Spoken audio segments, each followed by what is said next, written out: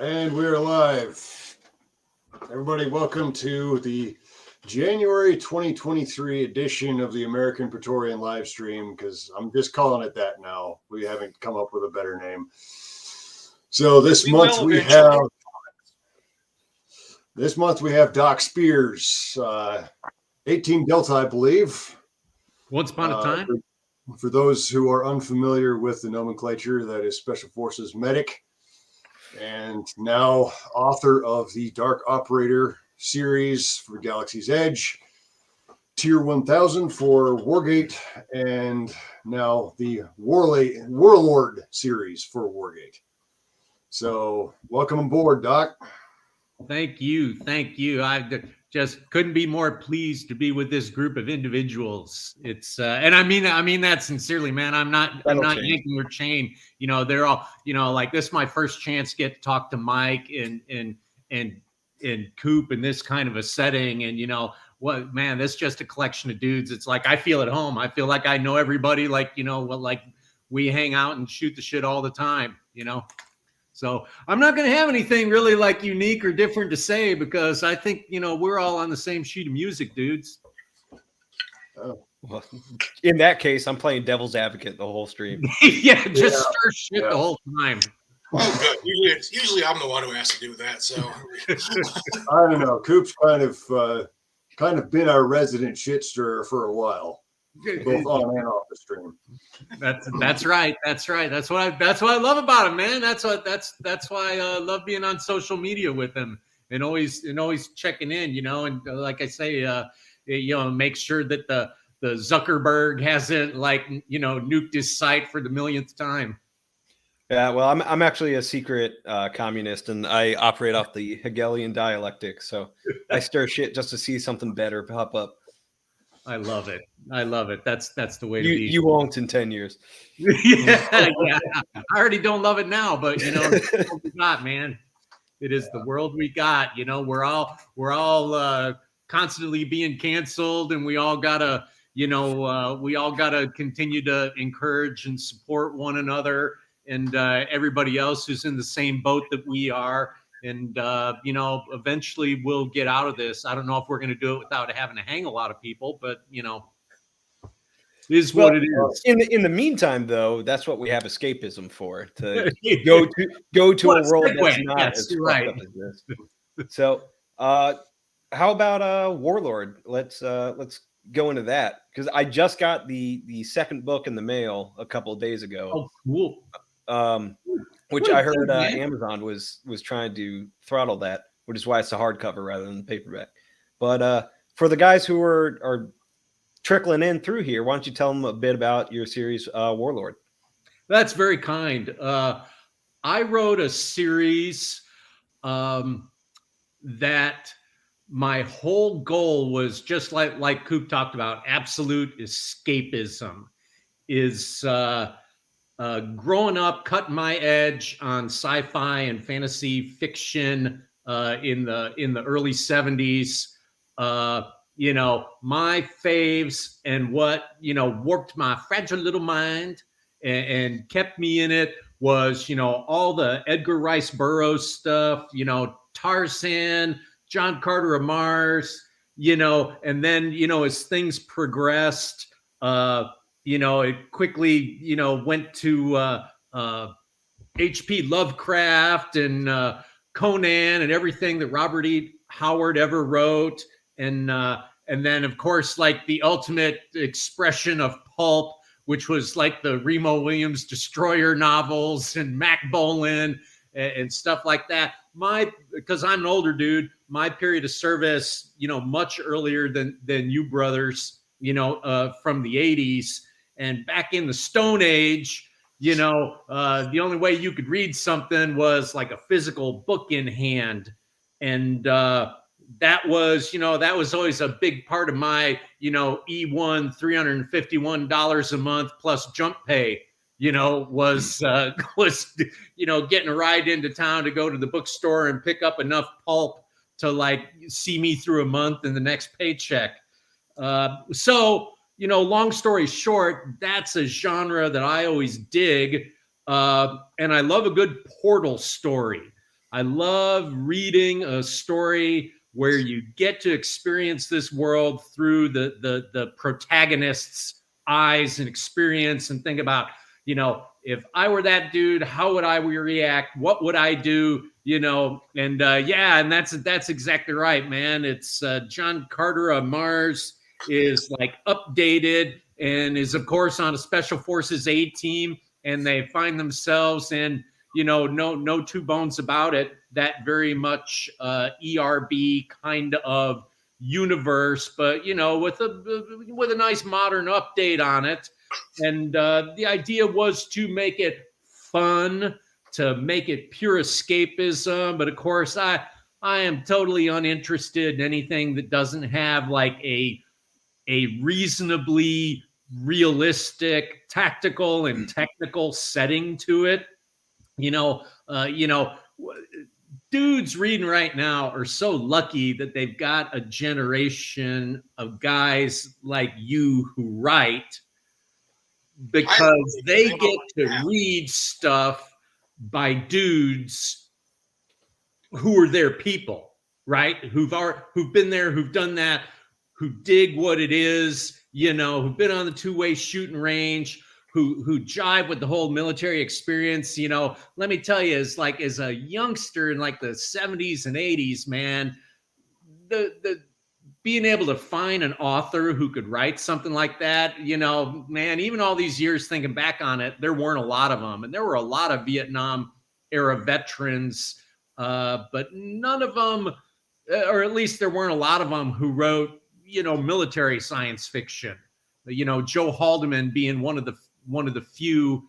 And then, I don't know, he kind of took a turn for me, and he kind of lost me on all that. But the Forever War, you know, he gets props from me for that. But dudes who are reading now, dudes who are into mill sci-fi right now, look at all the great talent that they have to draw from. Back in my day, you know, it wasn't the case. And, you know, I think, you know, one of the posts that got me like nuked off of Bookface and Instagram with all that, when I would say like, hey, you know, the setting and what I did with like the Warlord series, you know, it was like taking me back to the time where, you know, me and my team would deploy to some third world cesspool. And I'm sure it was calling everywhere outside the U.S. a third world cesspool that got some like pink hair pissed off so that they like nuked my account for a while when I was trying to launch the series. Thanks for that. Well, the joke's on her, though, because there's plenty of spots inside the U.S. that are third world cesspools. You're just not allowed to deploy to them. Yeah, that's it. Have you ever been to Detroit?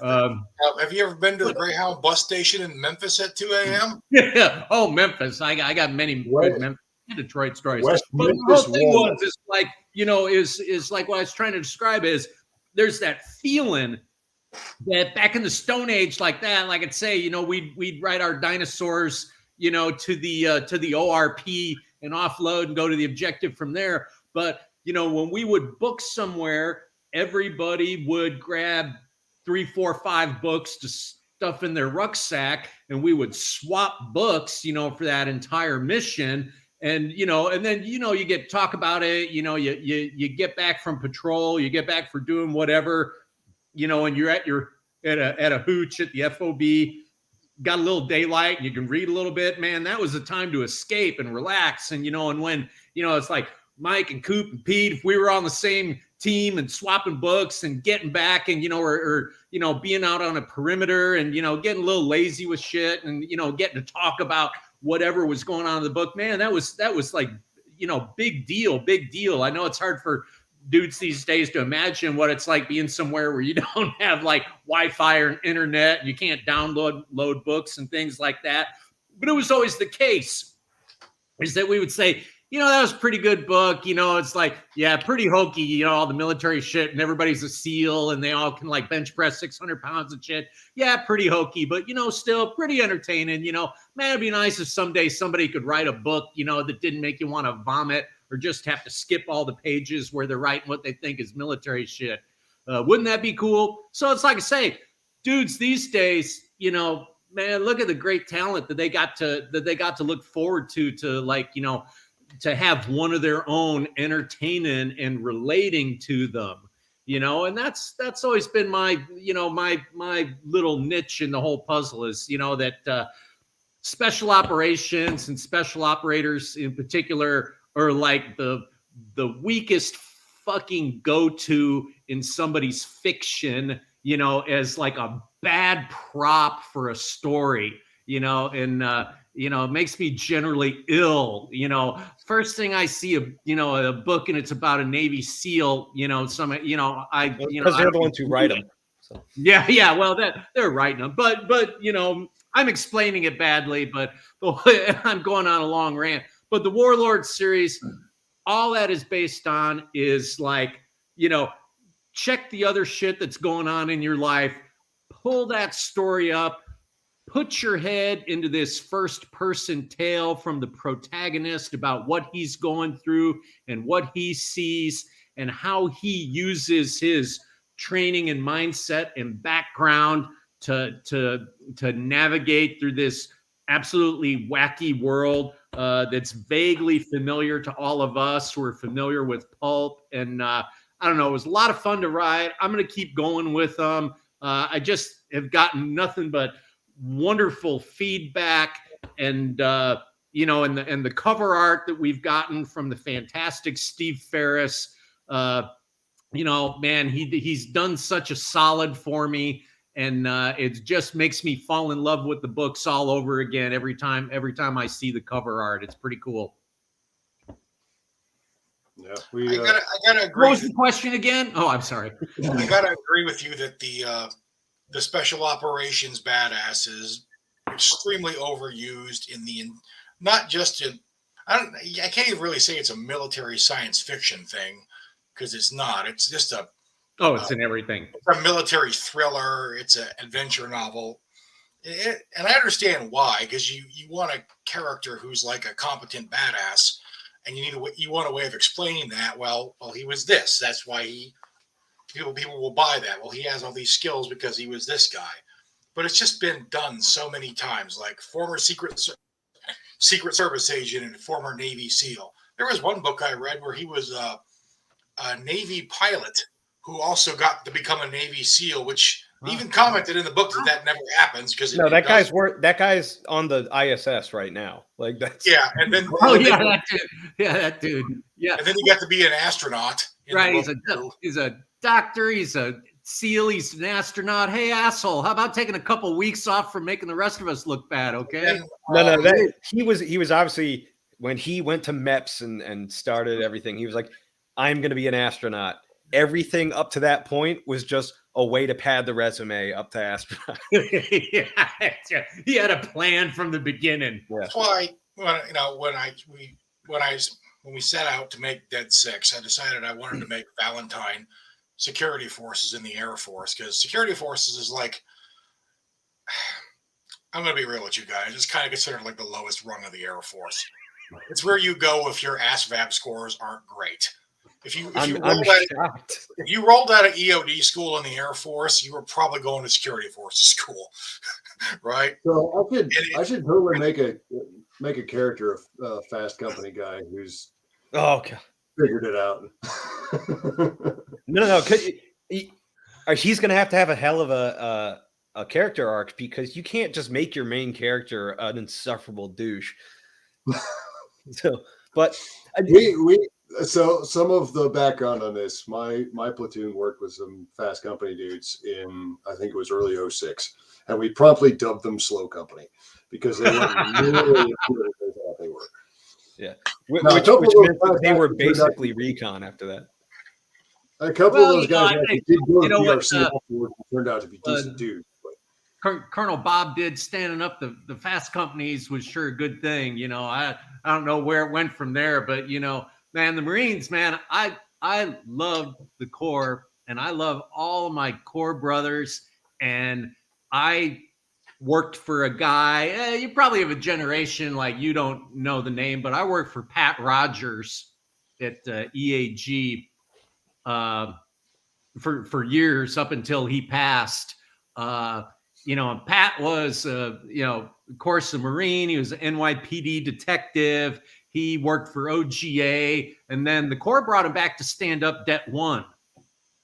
And, you guys know a little bit about Det 1, what happened. Pat helped stand up Det 1 and, and all the goodness that came out of that, now that, what we've got with Marsoft and things like that, the genesis of that all starts in Det 1.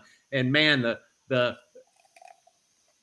where I was going with this, whoop, you got to hang in there with me, is, one of the things I try and communicate as I can to readers in my own kind of little morality tale way when I'm telling a story is, professionalism and being capable is way more than like whatever tabs or badges or, ID card you got, is like, most all of us, are very like initially, I think, we're really service centric. We love the people in our service because we know them and we understand them, and we kind of look at other people from other services as suspicious and not quite as good as us. It's always the wrong colors, bro. But I think a lot of like you GWAT generation dudes are like way better than my generation of dudes were in that respect, because the services all work together in so many integrated ways in the theater, which is super awesome. But like me is like, I'm like everybody from my generation. I had to do like a shitty few years sucking on the big green weenie in the regular army before I got to go to SF, got my shot and got to do that. And most everybody who goes to SF, it's like you're in SF because that's the job you want to do. And it's most of the time it's because what you were doing elsewhere in the army like sucked so bad, and you didn't like the people you worked for, and you didn't like what you were doing, and you wanted to go and do something, real with cool people. The downside of that was that it makes you kind of insular, and it makes you really kind of not dig people in the rest of the army. And sometimes, actually be friendlier to people in other services than you are to the rest of the army.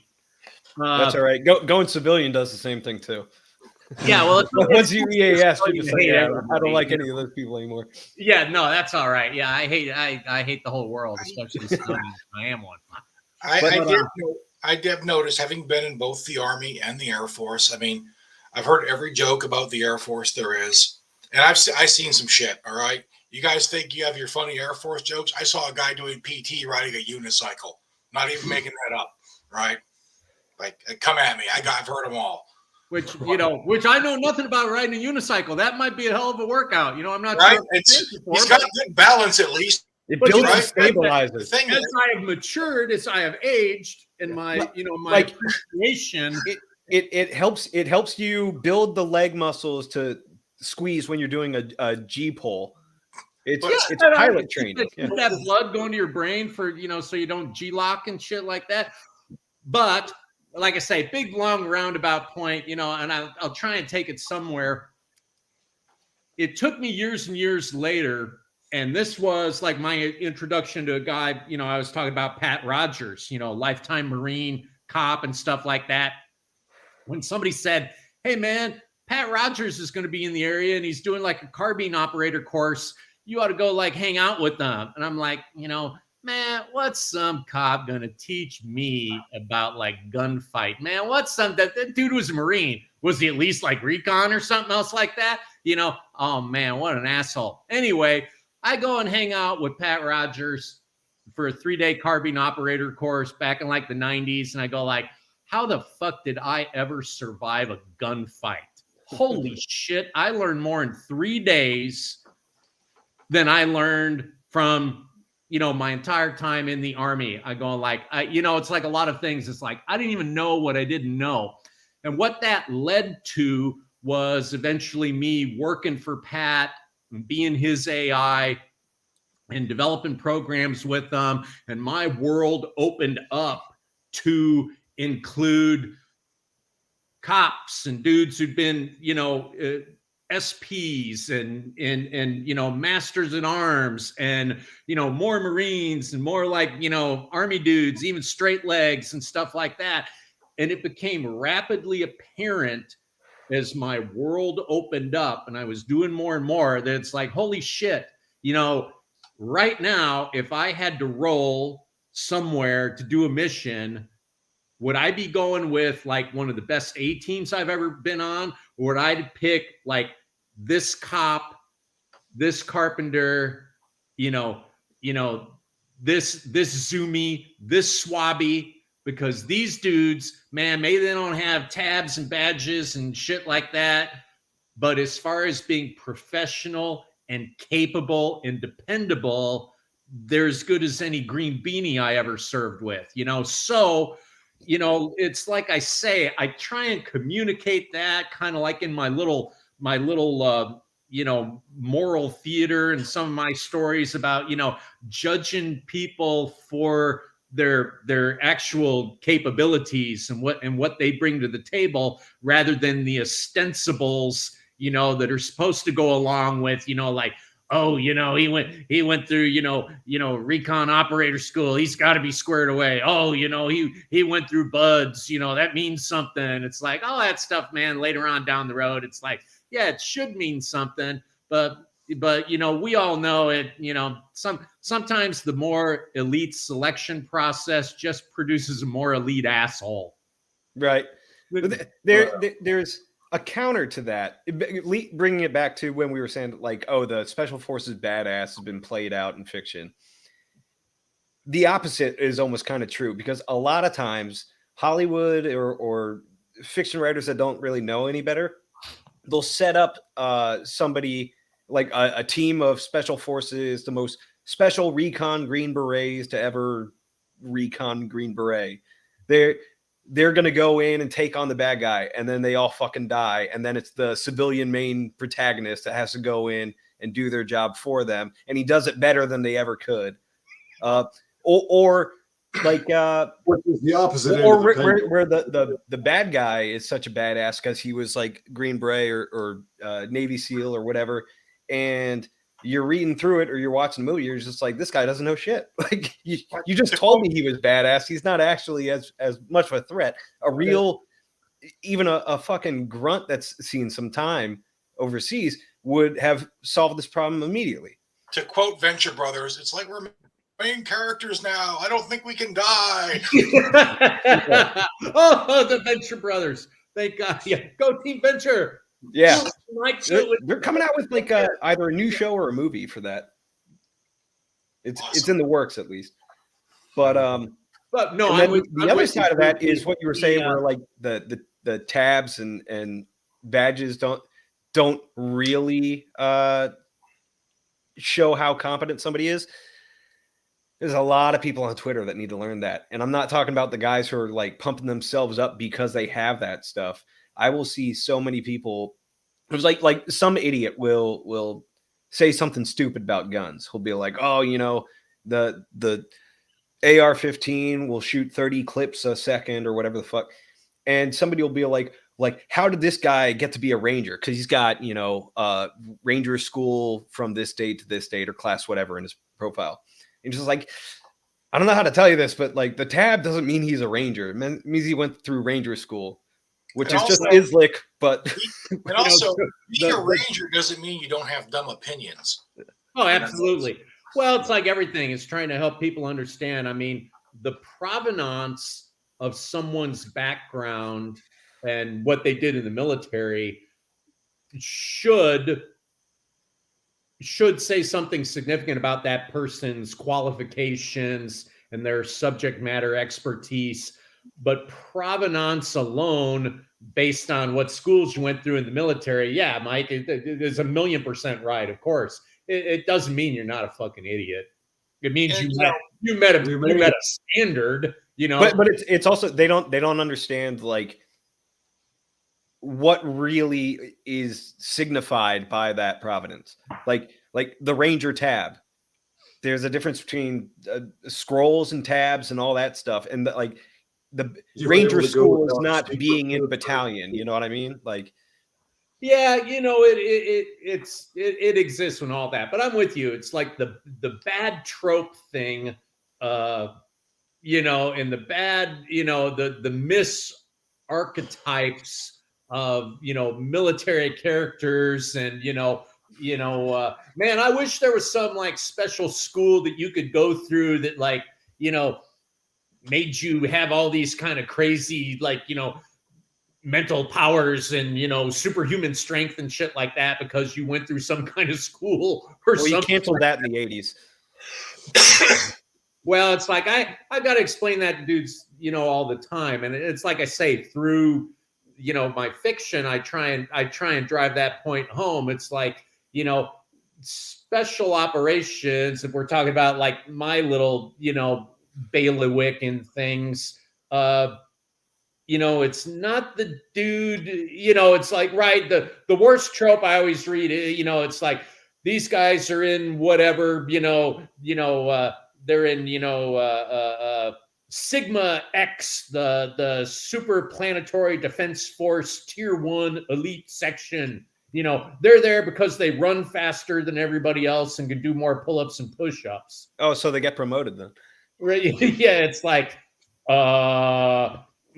no. What was Coop? What was that Terminal Lance character that kept getting promoted because he could run really fast? Oh, it's like Chongo or something. It was something Chongo like that. Yeah. Big Chungus or whatever the fuck. I don't know. I stopped reading Terminal Lance a while ago. Like, no joke. Depending on where you were in the Army and who your promotion board was, if you could do dumb shit like sing the Army song, there are Army Sergeant Majors out there who just eat that shit up. That would help you get promoted. So in the Marines, the cutting scores were all like MOS dependent. So it probably was like that throughout the whole military. Yeah, but the Air Force has this weird like Hunger Games lottery system, right? Where you're competing against everybody in the Air Force that's in your specialty. You're in your field for the number of available slots. They used to call like promotion list day Passover because that's when you get passed over for tech sergeant in most cases. It was the most Byzantine system. I have no idea how they even decided, because it'd be like test scores, and when you're getting your enlisted performance evaluations, oh, did you do any community service? Like, what does that have to do with anything? Well, apparently it matters a lot to somebody. So, but for the Marines, it was all MOS dependent, and one of the highest cutting, or the MOS with the highest cutting scores, like across the board, was infantry, especially around the time of the surge, because they just had so fucking many of them. So you would have like, comms MOS that had like a cutting score of like 17 or like 1300, right? So it's like if you do a year or two of time in grade, you're going up to NCO or corporal. For like infantry, you'd have like 6-year fucking 0351s whose entire MOS was locked out for promotion. So they would still be E3s, and they've been in for over an enlistment. You know what I mean? And it's like, oh, you're a shitbag. It's like, no, you just picked the wrong fucking MOS. Yeah. It's like he heard, oh, I get to blow shit up. Yeah, I'm gonna do that. Oh, why am I still in E3? With Marine Corps logic, though, picking the wrong MOS probably means you're still a shitbag. and that's doubly hilarious too, because that's like the pride of the Marine Corps right there. That's their entire image, their entire the backbone of the fighting forces, the infantry, and they just treat them the worst. Yeah. So here's the problem with that, is that they think that everybody's infantry, but they're not. Every Marine is not a rifleman. Every Marine knows how to shoot a rifle good. That's it. You learn rifleman shit down the line in your MOS school as an infantryman, and then in your unit as a grunt. You don't learn it in the month at MCT and then in your fucking supply shop. So that goes back to the military provenance shit. Guys, this gives me an idea though. We need to establish like a protagonist school, like a Hogwarts for budding action heroes, to teach them all the skills you need to survive being the main character in one of these situations. Like, not just to shoot. I mean, there's a million places you can learn to shoot these days, right? But You got to learn to drive a cool car and survive a car chase. You got to know how to hide. You know, do you know how to crawl through air ducts without getting your elbows and knees cut up? I bet you don't. You know, doesn't this remind you of Jack's new school?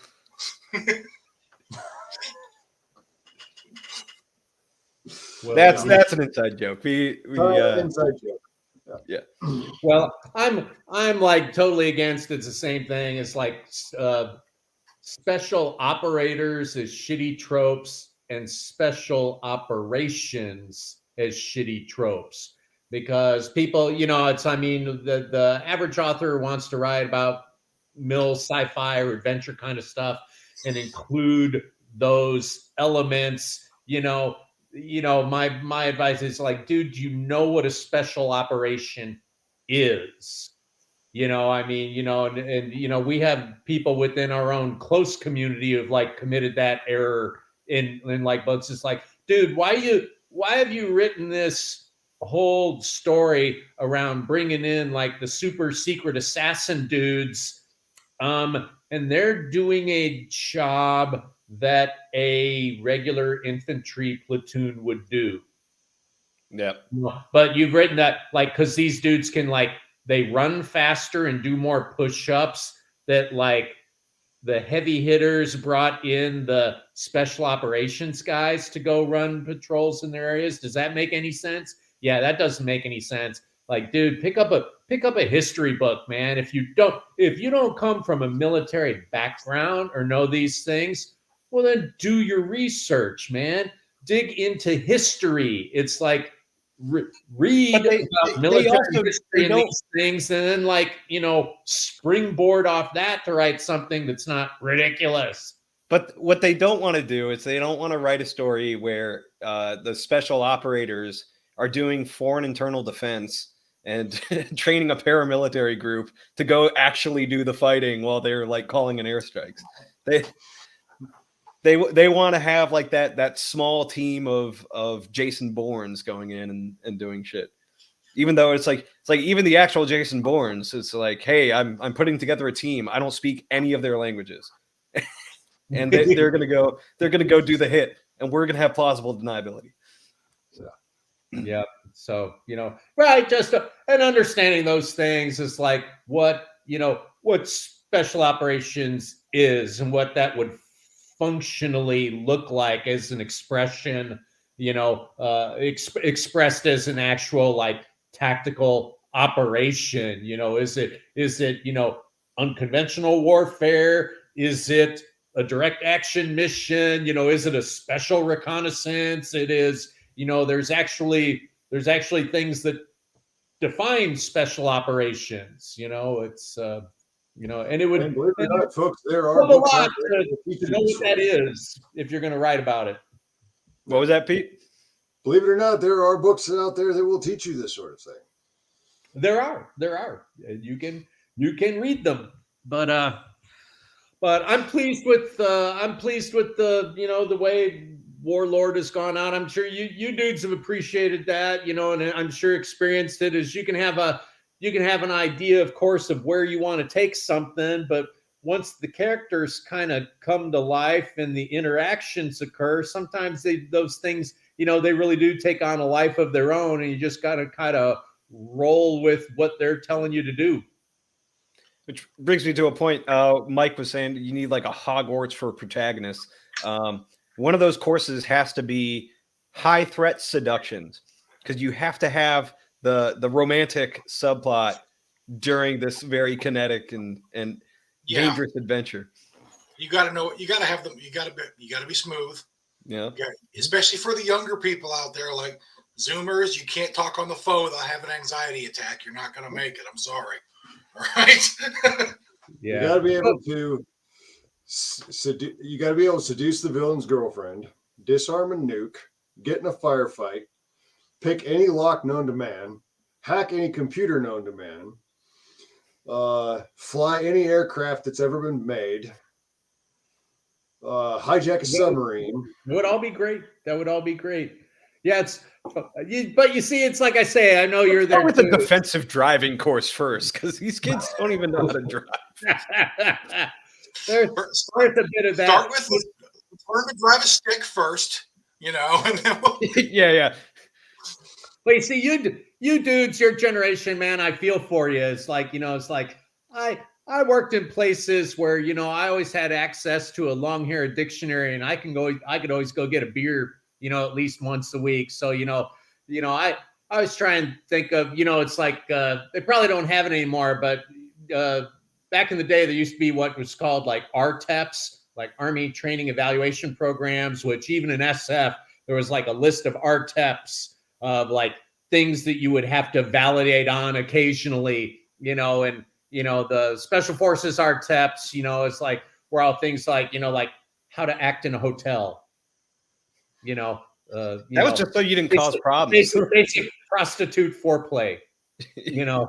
I mean, you know, like real life skills, you know. You know, what actually goes down when you're in a foreign country, you know. How to determine if the stripper like really all you guys in the GWAT, I just spent that whole GWAT feeling terrible for you guys because, you know, you know, in the sandbox, you just didn't really have the need for those same kind of life skills that we used to live with in the 80s and 90s. So, you know, times change. It prepares you wonderfully for being homeless, though. So that's why the homeless vet situation is so out of hand. It's just because, like, I mean, all those times in the field, like, we just practiced for it. When I was in EOD school, there was this dude that had transferred over from the Marines, and he was like, yeah, my first deployment, like, you know, my shelter, like where I live, was a fucking hole in the ground. It was like, yeah.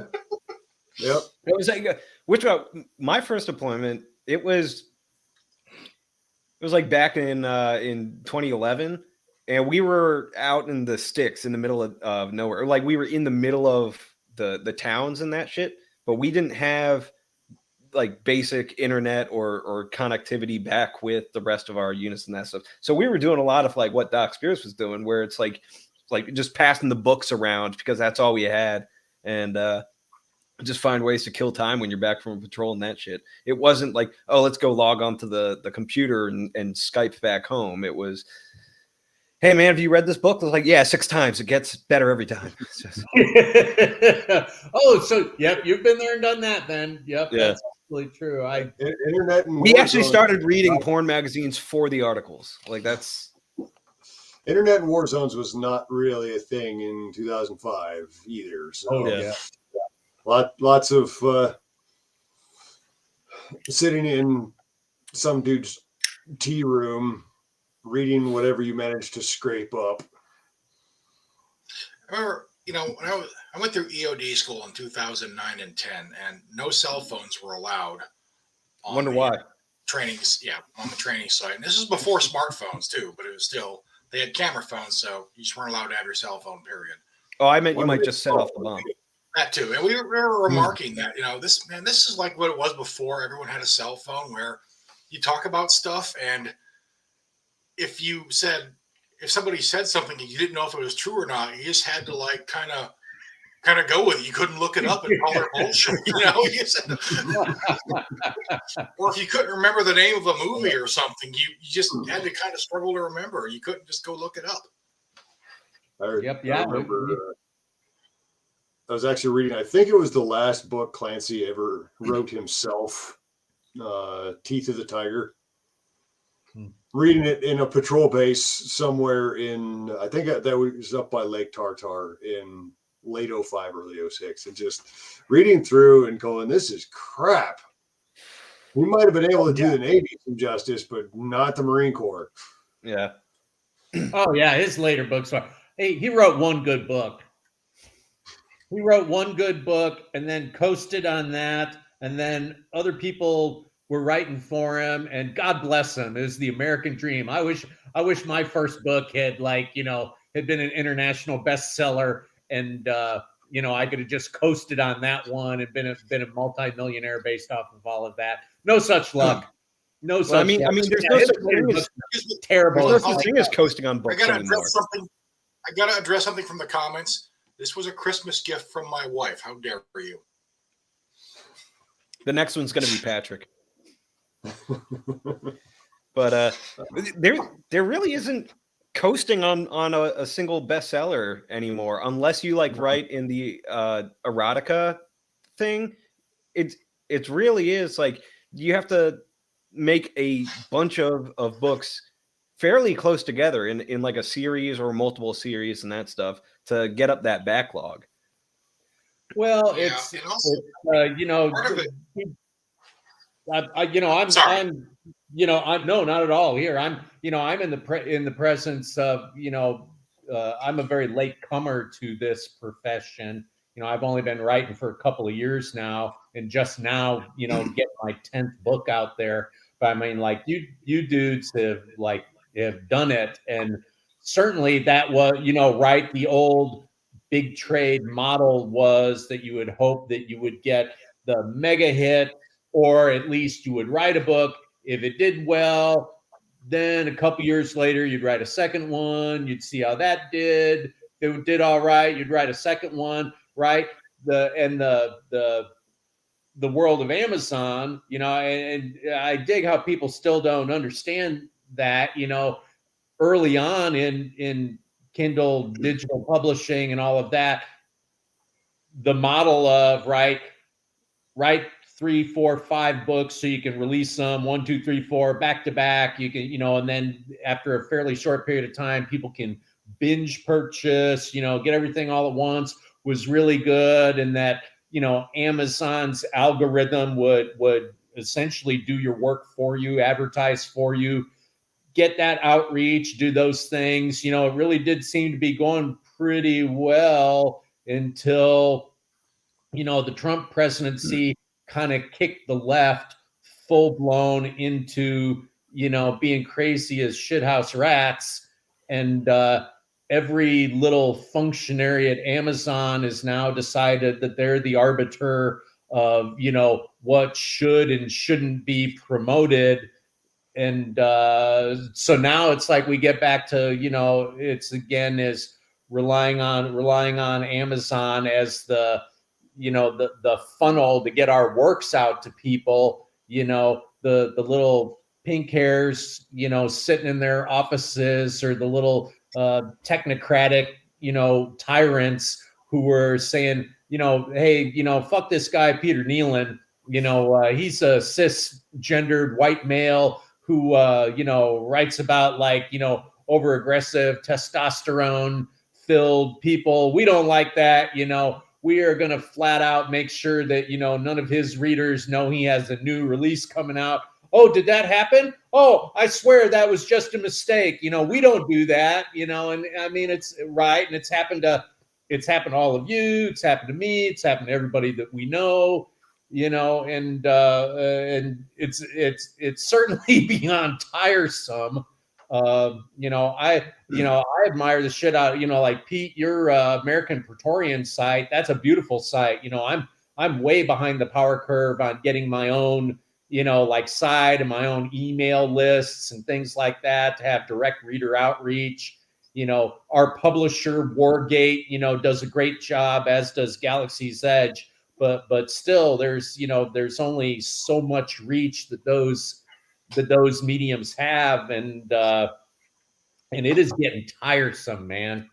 Yeah, I think part of the issue here is the entire fiction market and industry is in the process of a slow and painful change, and nobody knows where it's going to end up. The big publishers don't know what to do right now. Amazon doesn't even really know what to do, and everyone's just trying to guess where things are going to land, because and also you also have market saturation. Like if you're a mid-lister like me, I mean, it's not, you're not just competing with the other mid-listers out there. Now there's a million dudes on Amazon right now. And well, it's again, what are the statistics on that? I've heard different ones at different times, but I mean, at times I've heard that there's 40,000 new releases on Amazon a month. Yeah, there are more books being published now than ever before. And granted, there's a bigger audience than before, but the number of books, I think, has gone up way more than the number of readers has. Well, So, the problem is publishing became the YouTube model. Yep. It's everybody's an author. Instead of being published and marketed by a team that would decide, it's like, all right, we want this book to make money so that we make money, and by, thus the author will make money. But in order to do that, we're going to aggressively market it to these people and this fan base and things like that. And we're going to get them in stores. And we're going to get a visibility and that stuff. Now, the publishing and marketing industry is run by an algorithm. And there's another factor to that too. Go ahead. There's another factor to that too, that saw something a year or two ago, that a lot of these big tech companies are operating on code that was written like 10 years ago, that most of the people working there now don't actually understand. And I think we're starting to see this some more with Amazon as it gets overloaded, and they don't seem to know how to fix it. And that's how Skynet happens.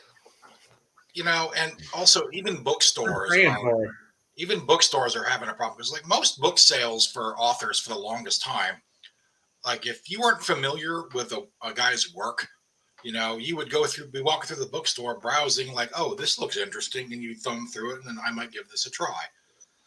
That was the model. That used to be the model. Now it's whatever. That's still a thing, but it's also whatever Amazon recommends based on the algorithm. But a lot of bookstores these days, like your Barnes and Nobles, aren't carrying a lot of. They're carrying a lot of just the big names, even people who aren't even writing anymore. Like the stuff you'd see in an airport bookstore, and not much else, from what I've heard. So you got to wonder. There's going to be like this. Other than an airport, I couldn't even tell you where there is a brick and mortar bookstore that has a setup like I enjoyed, even as recently as a dozen years ago, to go in and browse the books and the covers and look for an author that I knew. Where I live, I don't even have access to anything like that. Which is why airplane bookstores are still the peak of success. If you can get your book in one of those, you've made it. You see stuff I'm walking by. Move over, Brad Thor. No luck yet. But yeah, you see stuff in there from people who haven't written a book in like decades. People who aren't even alive anymore. And they're just all these great American novelists from the 70s, 80s, and 90s. And it's like, I wonder if we're not going to get in a situation where like the industry is even more bifurcated between the old successes and the mega sellers of the previous generation and everybody else scrambling to try to, get noticed. Well, a bunch of those everybody else are guys who are ghostwriting for dead or retired bestsellers of the 80s and 90s. How many? A lot of publishing houses these days don't accept anything unsolicited. They don't accept it if you don't have an agent. Instead of having like a slush pile, what they have now is Kindling. They let you try to make it on your own out there, ride the struggle bus for a while, and if you can make it, then they might consider you for traditional publishing. It's almost like it mirrors the music industry, which collapsed when like Napster and downloading music became a thing. The record companies didn't have the absolute control over the market. They couldn't decide what was popular anymore. So what they did was they just sat back, waited for all these indie bands to go viral on the internet, and then they would snatch them up after that. So, well, in other words, we'll let you do the hard work. Bain is like big pub, big trade pub and stuff like that. Is like a little oasis, right? Right. It's a very small company compared to a lot of the big publishing companies. The real big trade pub out there, right? Are they interested in publishing anything like any of us, right? I mean, if you're ready to take this, total 90-degree turn and make your protagonist, you know, somebody who's questioning their sexuality or is, you know, like getting operated to change genders or something like that. You know, if it is flat out not promoting the counterculture values that they're trying to mainstream, forget about it. But on the other hand, if you want to write something like that, you know, it doesn't even have to be good.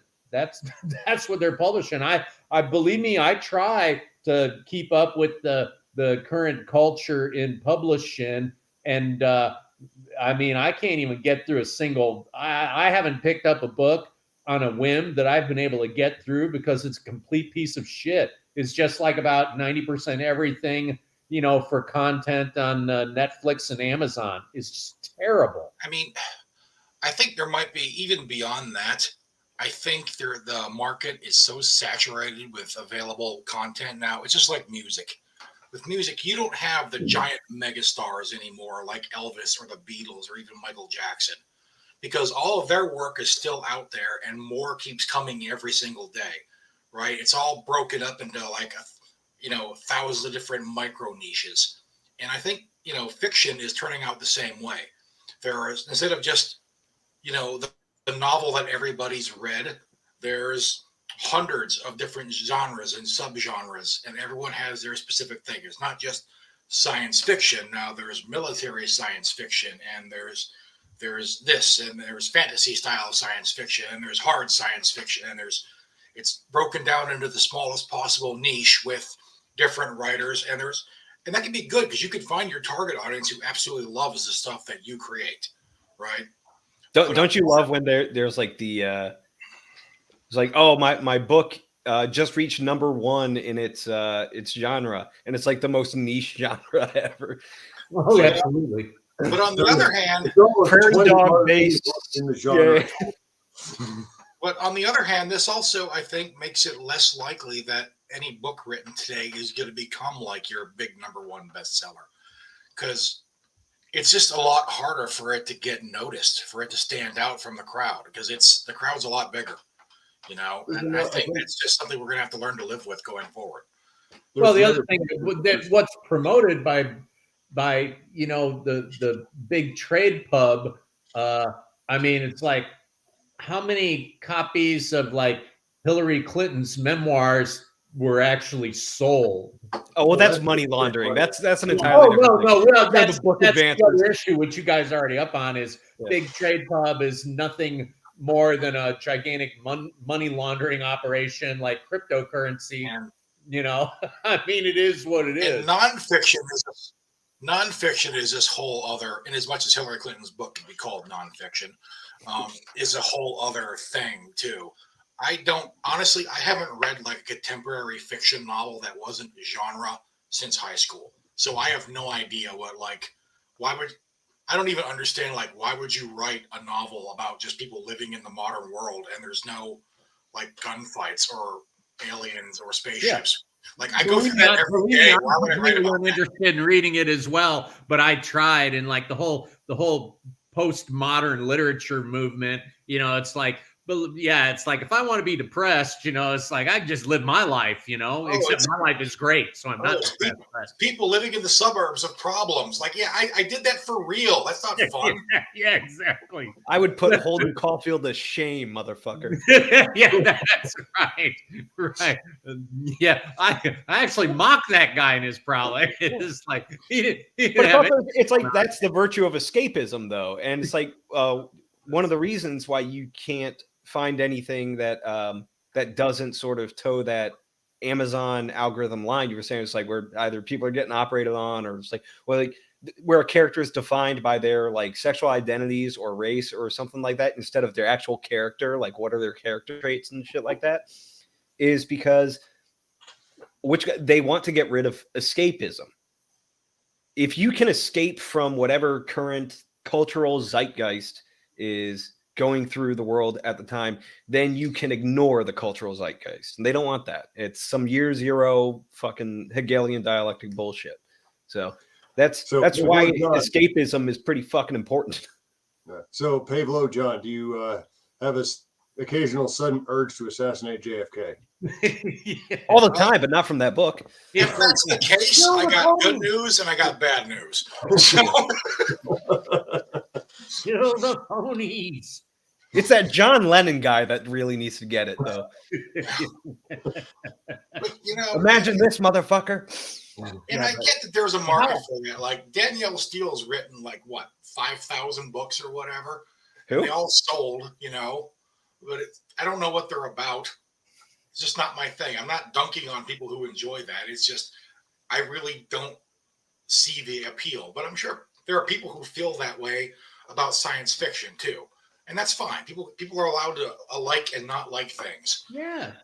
But what I was getting at with this though is it means you're just less likely in this kind of an environment to be like the nationwide bestseller of renown, even in genre fiction. Like you're probably not going to see horror writers that make it become as well known as Stephen King, even though I think he's grossly overrated. You know, Sutter Kane is better. He definitely was, right? You're never going to see like a science fiction writer who becomes as famous as people like, you know, like the founding fathers of modern sci-fi did, like Isaac Asimov and Robert Heinlein, because they basically built the genre, the modern genre, and that's already been done. That opportunity is not going to come around again. Well, the other thing is that they came about in a time when books were competing with books.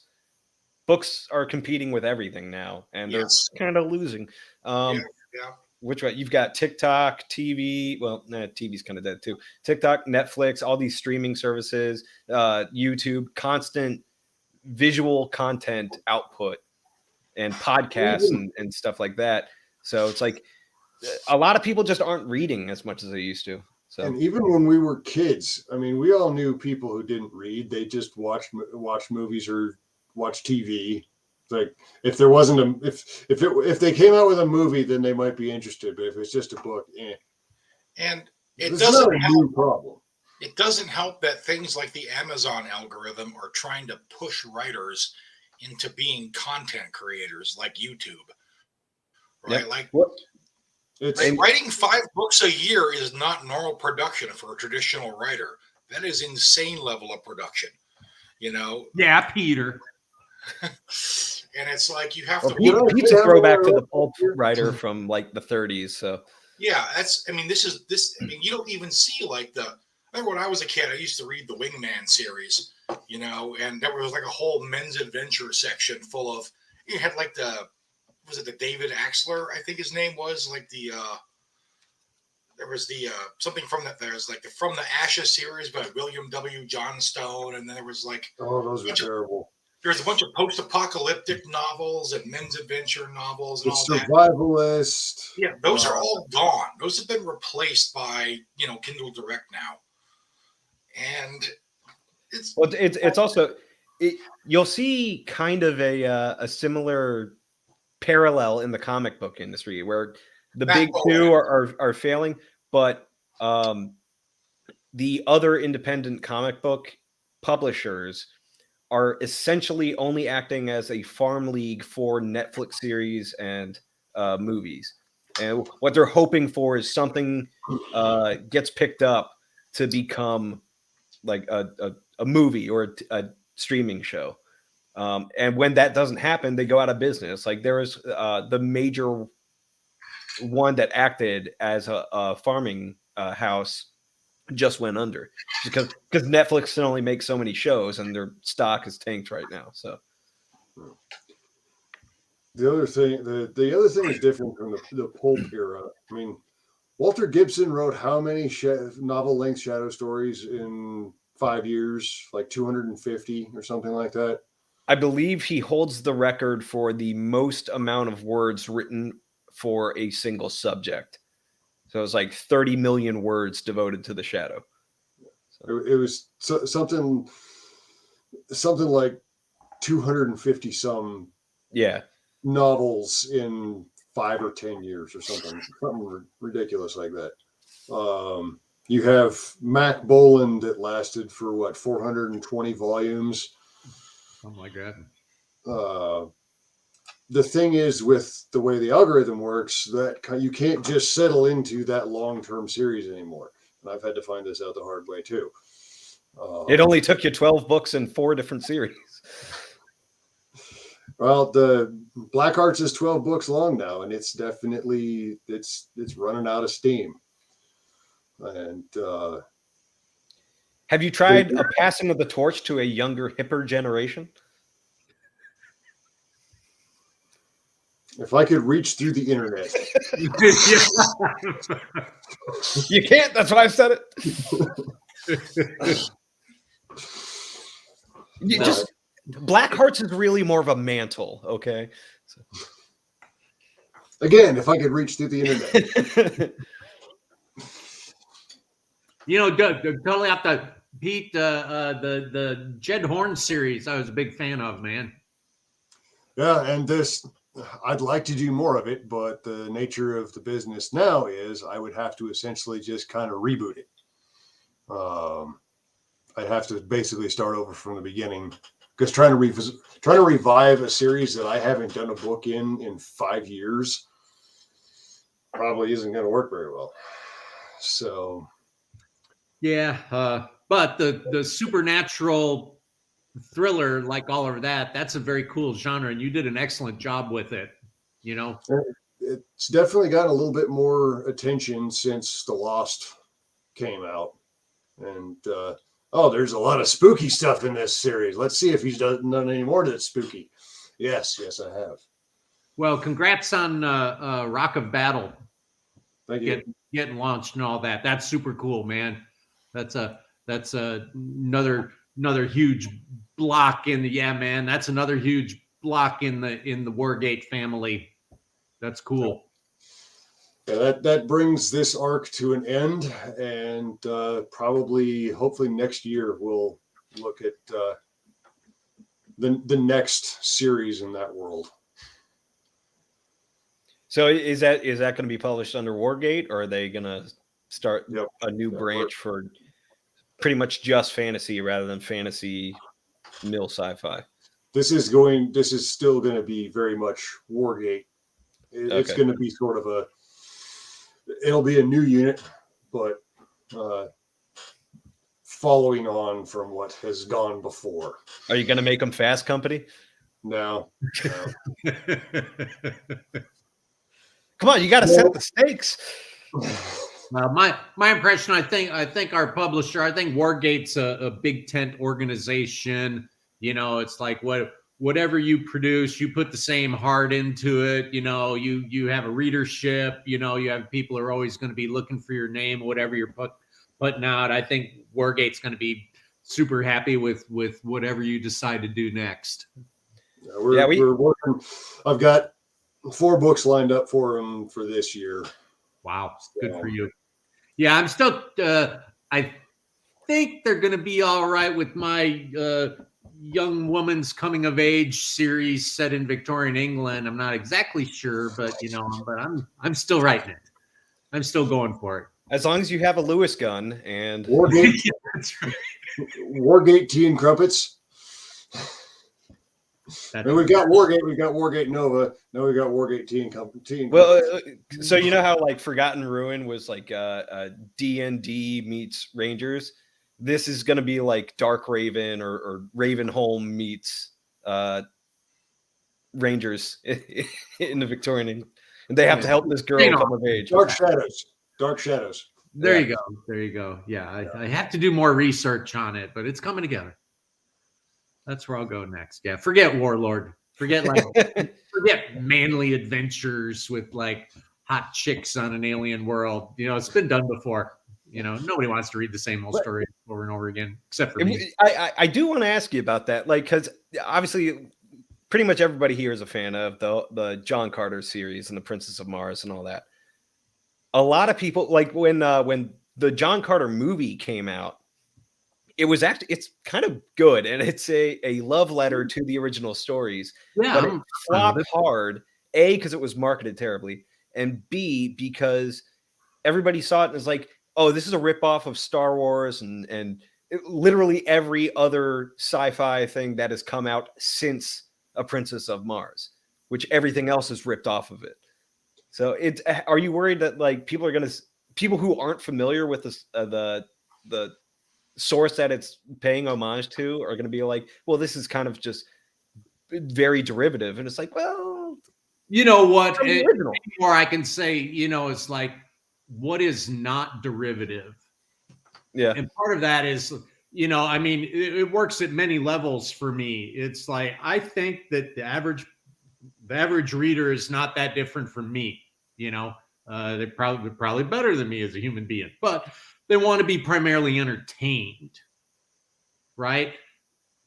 In any level, the idea of trying to be original in some ways, to me, is like such a false god to worship. Right. Like I've committed to something, that I've said over and over again, because I worked for a dude who taught me this. When I was an orthopedic surgeon, I worked for a professor. Yeah, please don't be original when you're doing surgery. Right, here you go. Boom. Thank you. This is where I'm going. You already intuited where I was going with this. Work with a great professor who would say, like, I never met an orthopedic surgeon who couldn't modify a technique from the very first time he did it, right? And he would say, I've never had an original idea in my life. If it is in the scientific literature, if it isn't validated, I don't know it.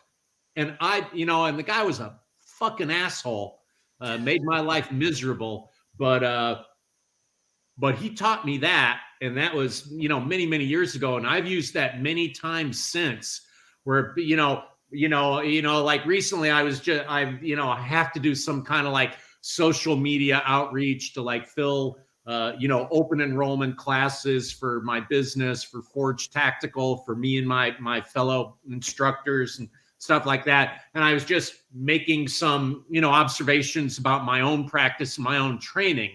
And part of that is, for me, is, trying to maintain constant competency in like 3 weapon systems. And of course, your primary, your carbine, your secondary, your duty pistol. And then for me as a sniper, always trying to maintain that proficiency at my sniper craft skills. And part of my taxonomy of practice and training is that, and I tell people all this all the time, if you are working your pistol skills at 50, 75, 100 yards, as far as the marksmanship portion of training these other weapon systems, if you have to budget your time in a way to get value for all of these weapon systems, train long distance pistol skills, right? No, you're not like calculating the cosine value of the crosswind component, shooting your 9mm at 50 yards. No, you're not doing that.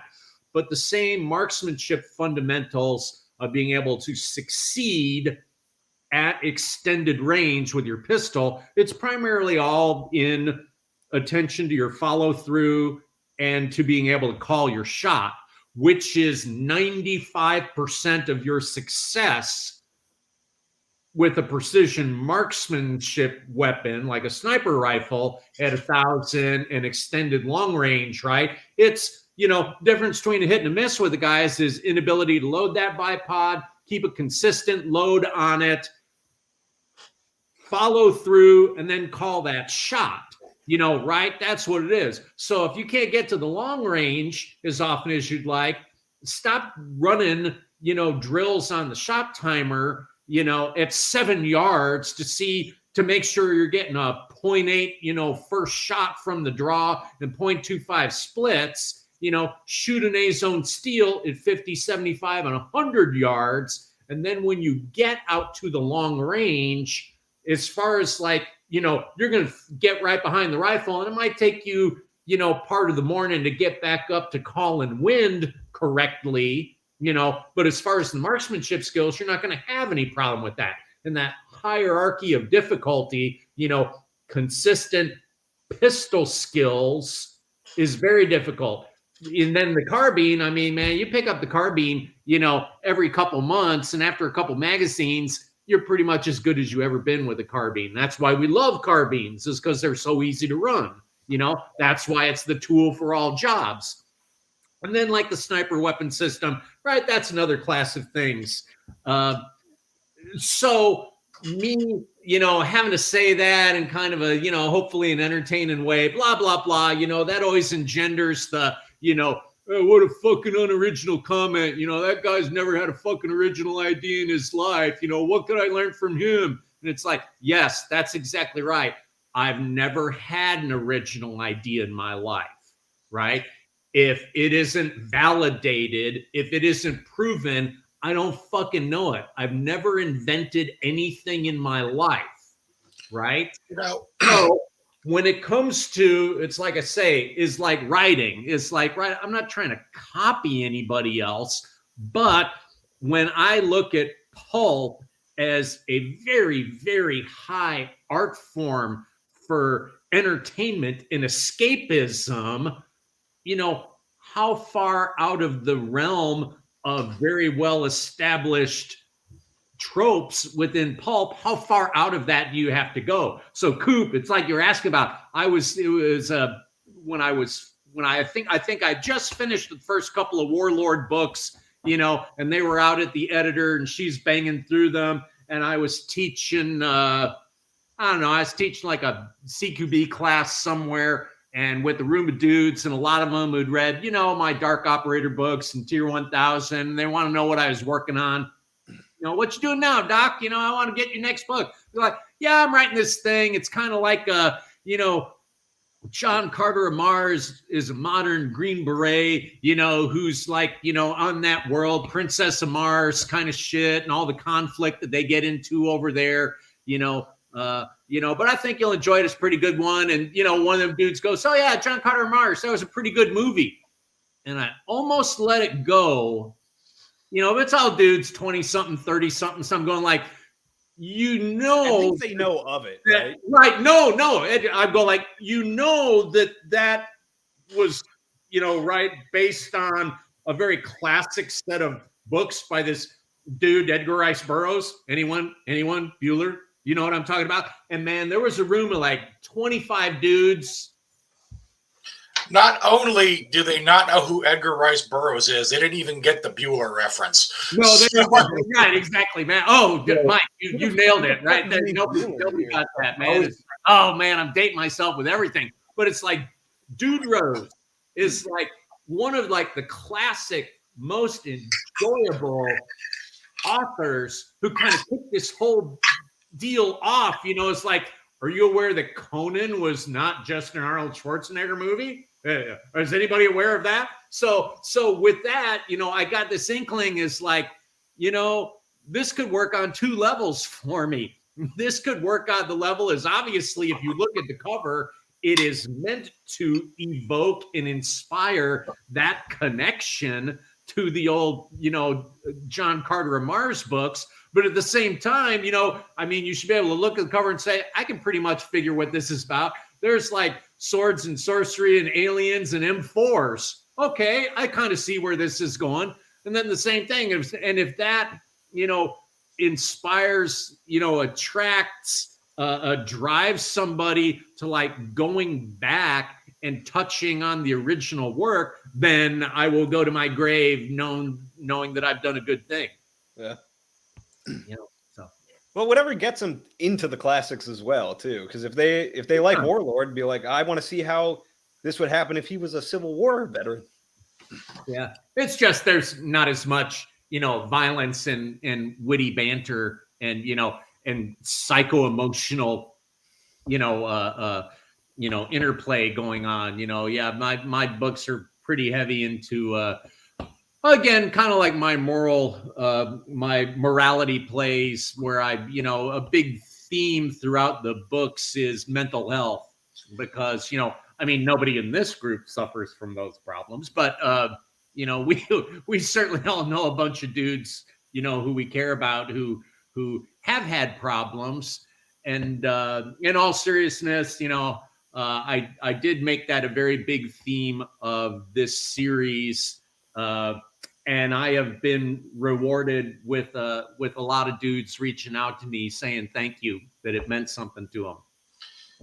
A couple of things. First of all, the person saying to you that you don't have any original ideas regarding shooting is probably a person whose every opinion he has on guns comes from watching Grantham on YouTube. So I would disregard that. Grantham doesn't even do like oh, we need to evolve our ideas of shooting. He's like, no, stick to the fundamentals, train the fundamentals. Like, I know. I see there's always like a fad going on, and the people in the midst of the fad never think it's a fad until it's over. You mean like carrying in a bag rather than on your hip? I remember when vertical foregrips were the big thing. I even read an article about how the vertical foregrip is superior because it puts your fists in a natural fighting stance closer, and then so that I can box you from a distance. That was like 11 years ago. I read that. I think.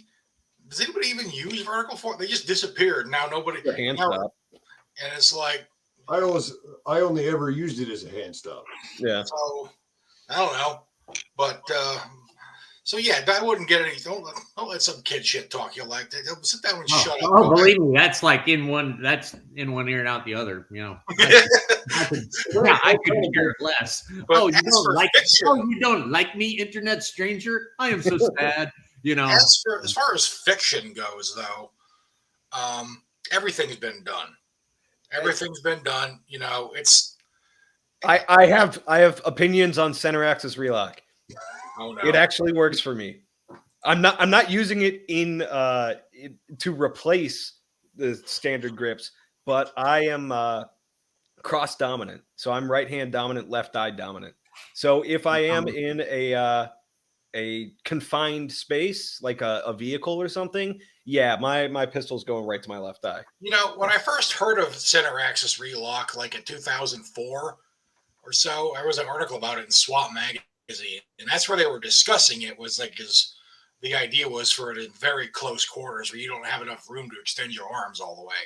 So I don't remember ever seeing it pushed as something to be the one and only shooting stance. But there's always here's why it did. It was because of fiction and movies.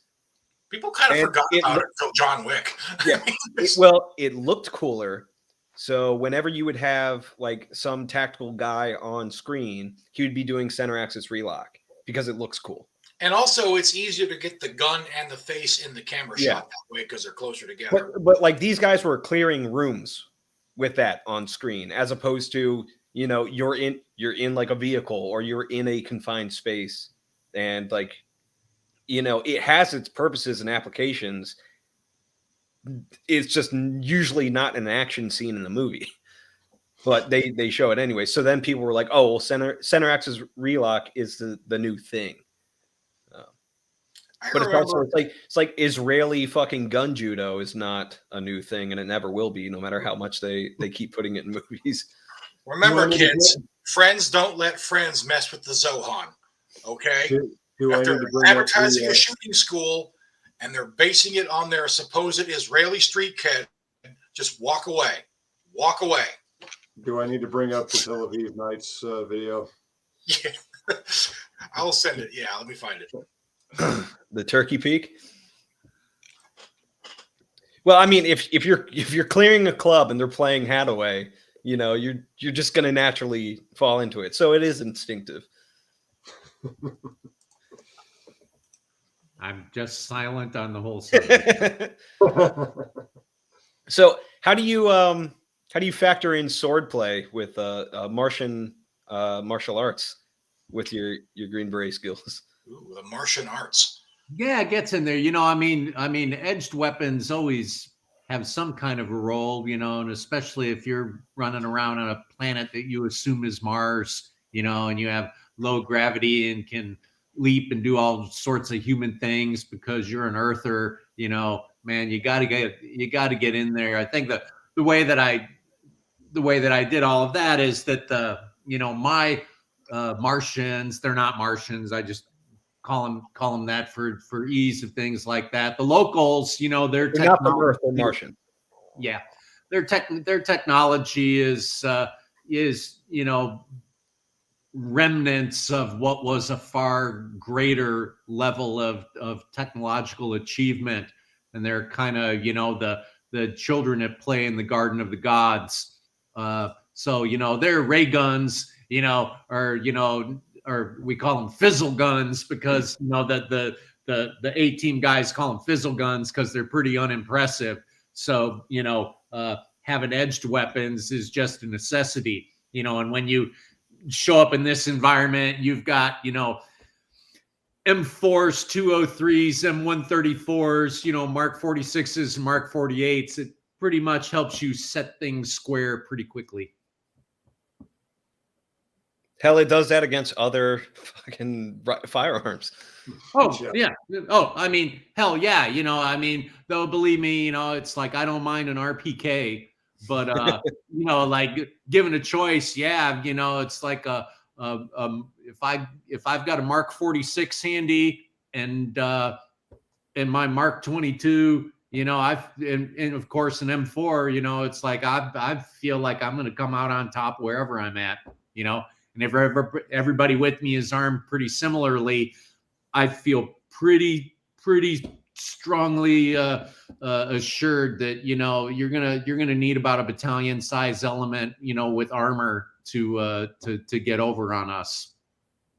But yeah, if they're handing out RPKs, you know, I'll run with one of those. That doesn't bother me at all. Something that getting back to the whole whether things are necessarily original or not.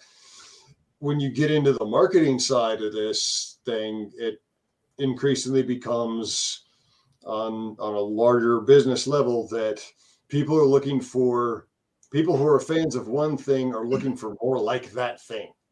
Yeah. Don't think? Don't you think? When you're playing the reader, don't you look for the same kind of genre from the same kind of, you know, the same kind of stories that entertained you the last go around? Right. You know, that's what I was saying. It's like now a bunch of the guys who had no idea who Edgar Rice Burroughs is, or they'll read Warlord and be like, I wonder what John Carter is like. Go check out the Barsoom series. Yeah. You like the president's. Mike, we're at work. Come on. I'm back. No, I had to find it. It wasn't showing up on my YouTube page because it got reclassified as a short, I guess, because YouTube wants to be fucking TikTok now. So Well, that makes me sad. So. And then I thought they might have deleted it because it's copyright struck, but it's still up. So I shared the link in the. I can't actually post in the comments for the rest of the group for all the viewers because. Yeah, so the private chat is through StreamYards. The comments are through like Facebook and YouTube. So yeah, but well, groovy. Dude Rose, man, don't let me keep you up. I don't know how long you want to run on this bad boy, but we go for as long as the conversation keeps going. As long as there's still steam in the boiler, we keep going. That's cool. That's cool. I can do it. What do you dudes want to know? You want me to give you want my like mini bio about my uninteresting life and how I came to be where I am now? Well, I want to know what you prefer between Dark Operator or Warlord, not in terms of the series, but in terms of, man, portal travel in Warlord just makes space travel so much better. Like you don't have to do math or anything. You don't have to figure any of the actual science out. Yeah, you know, if you're bored on the block and wanted an adventure, you know, would it be like step through the time tunnel and go somewhere, or hop on a uncomfortable ass spaceship and like, you know, and fly somewhere and, you know, go into whatever suspended animation and stuff like that? You know, I vote for Portal. Yeah. You know, I'm totally down with that. You know, tunnel in the sky, you know, it's like whatever, Stargate, man. You know, it's like I'm totally down with the whole Stargate thing, man. I'm still half expecting that under Cheyenne Mountain, Stargate Command is actually there somewhere, but I hope they're using something besides P90s and G36s though. Well, God almighty, probably. how could you pick like a worse setup? That's their force for you. God. No, Pete, they're not using P90s. They know that's stupid. Instead, they're using Mark 18s with the Hera arms CQB attachments. Did you ever see the Tomorrow War? Where that was the weapon that they were sending everybody into the future to fight. Oh, yeah, that was awful. Oh, man. It was a fun movie, but it was bad. It was that was terrible, man. The tangent I went on about don't mess with the Zohan is this has been like kind of a long-running joke amongst gun people, right? There's a lot of, over the years, there have popped up various like instructors and maybe kind of sketchy shooting schools that say they're from Israel or it's Israeli shooting method or Israeli instruction, and a lot of them are kind of terrible. And I don't know if it's just because the Israelis can't shoot that well or if it's just the guys who go over here and market themselves, but the video here was, I added the music and the effects, but it was from a promotional video from these guys who are claiming IDF, this is Israeli training techniques. They had a similar video where they were showing training the Chinese, and they kind of deleted that one after they got roasted for it. But hey, if the Chinese do this, I'm all about it. Not to copy it, but because, if we ever get into a hot war with them. I mean, look at all the quick peeks, right? At some point, you have to stop and ask yourself, why am I doing this? What is this accomplishing? What am I actually seeing?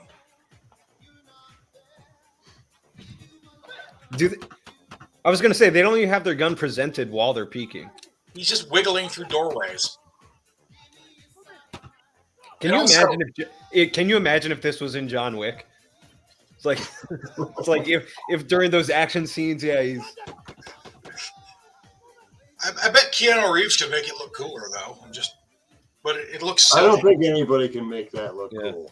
Also, just from a practical standpoint of you as a private citizen in the United States in a defensive situation, shooting a guy a bunch of times and shooting him again when he's on the ground and yelling neutralized, don't do that. Yeah, just ask the guy in Texas. Yeah, don't do that.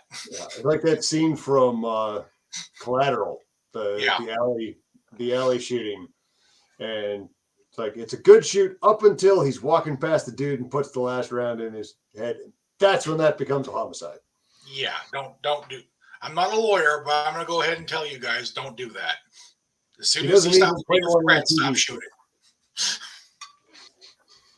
Well, any system that's based in ostensibles rather than principles, to which there's not a valid fundamental defining a technique is, is just masturbation with guns. It's a drag. I've spent a career, dealing with just those very things. And it's like, it's sad. Couldn't care what anybody else does, but, like I teach a very well-developed CQB system, and it's actually my company. Our primary purpose is teaching procedure level training. There's skills, techniques, procedures, capabilities, and missions as like a taxonomy of critical tasks and how you have to break those things down on the individual level all the way up to the team and the organizational level. And, when you look at it's a way of analyzing anything for validity, especially if you can use that tool to analyze anything for validity, but especially when you're trying to, look at something that is as complex and intellectually oriented as CQB, trying to say the procedure or technique that they're showing, what is the principle behind it? What are you supposed to be accomplishing by that? that would not be accomplished better. And when you look at, basic principles like, fire superiority, mutual support and security, violence of action, however you want to break all those principles down, fail-safe breach, the kind of basic principles that we use, you look at it, shit like that, and just say, I don't doubt that they have a lot of students who sign up for that, because the ostensibles of it is, it looks like you're doing something. It looks like it's cool.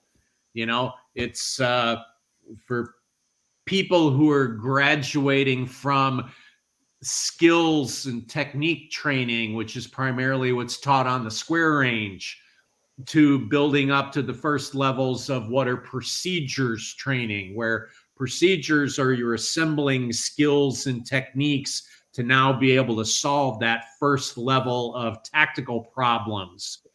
And most procedures are based around, team movements, be that 2-man or greater numbers in an element. And I don't doubt with shit like that. And because I've seen it, that they attract a lot of people, because ostensibly it looks like they're doing something. There's a lot of, and I've been in this industry for 20 years, and there's a lot of fucking clowns who we thought would have been run out of the industry a long time ago, but they're still out there, and they still get people signing up and paying them money, and God only knows why.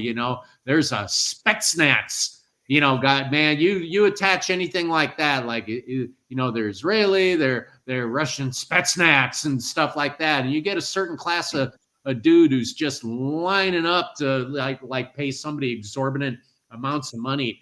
That other fucking Sonny Pazikas, I was doing a Department of State contract in Mexico City, Chappie and I, and my phone was blowing up because, with people calling me on a job down there to tell me that Sonny Pazikas had just shot his AI in a class in fucking Texas that very morning, and he didn't even fucking kill him, Mr.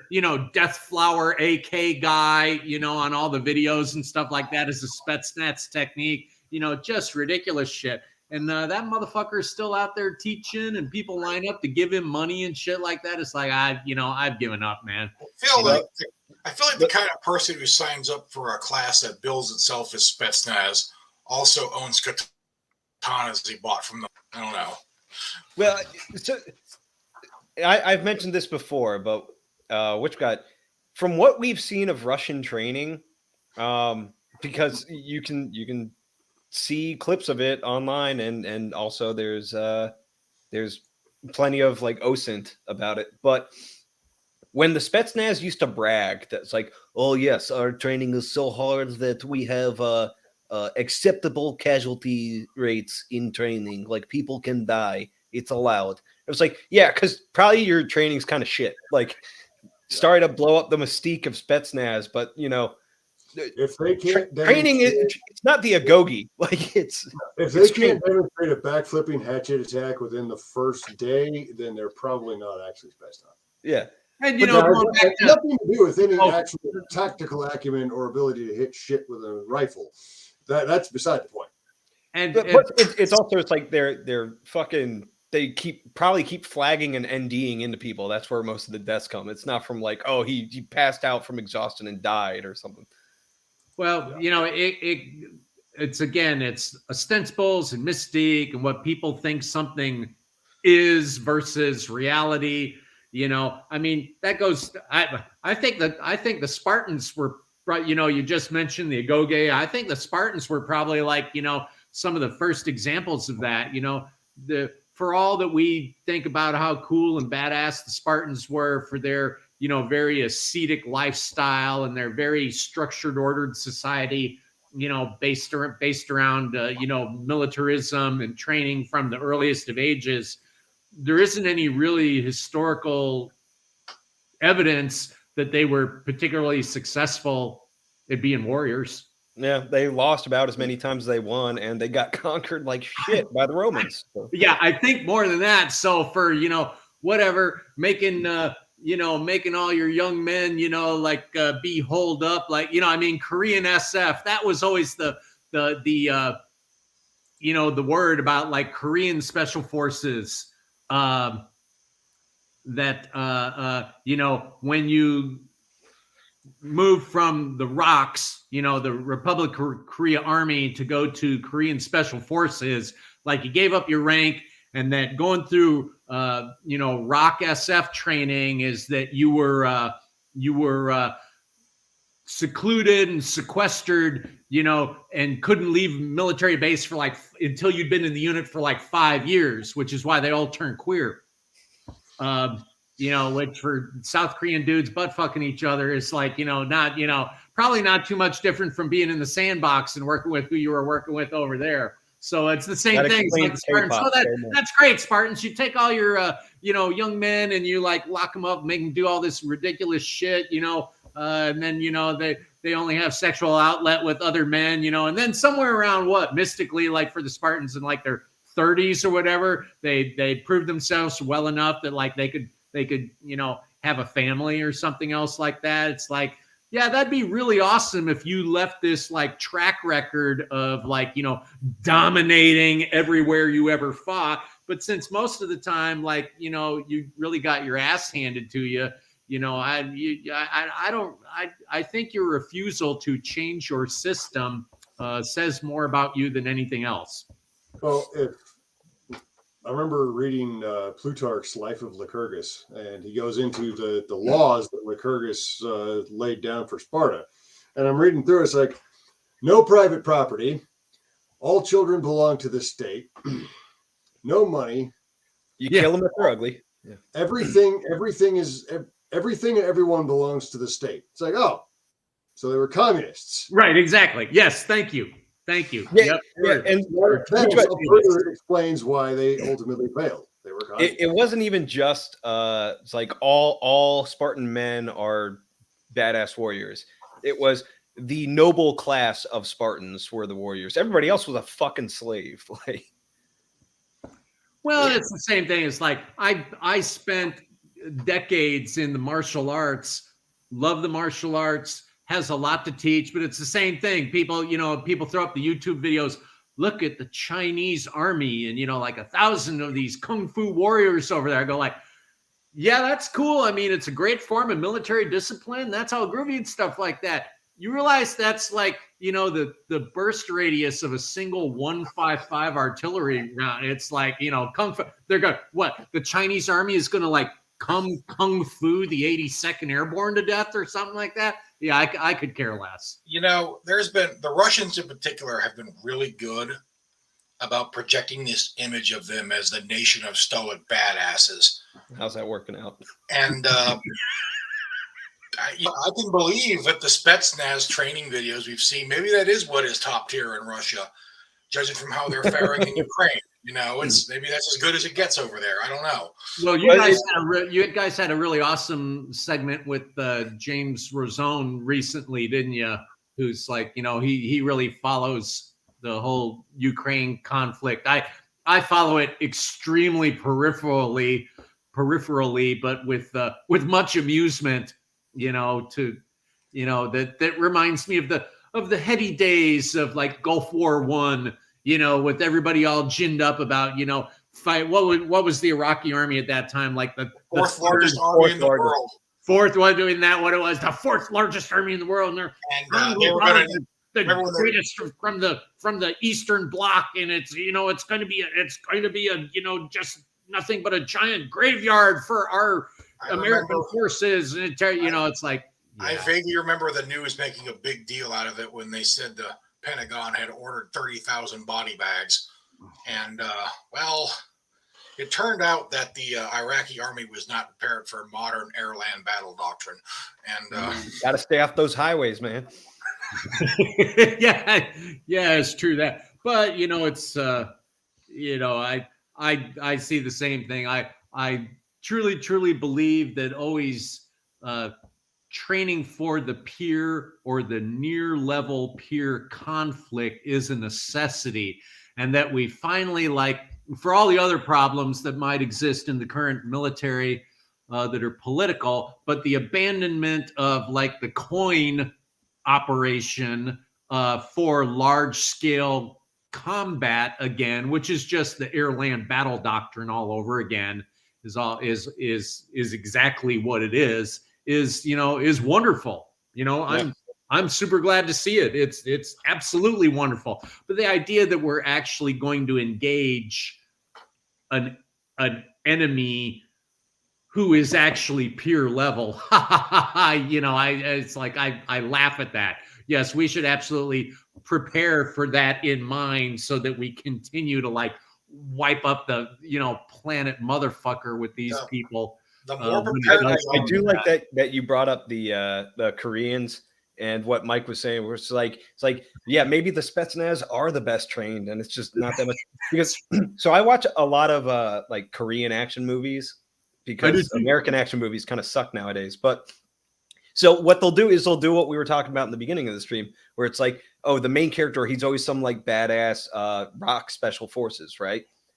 And basically what that translates to in the movie is he knows how to use a gun because everybody else in Korea doesn't have guns. So they're like running around with hatchets and shit, and he's cleaning up with a pistol, but it's like, it's just your typical fucking Glock. And he's not doing any like special John Wick shit. All the crazy good martial arts stuff is the martial arts stuff.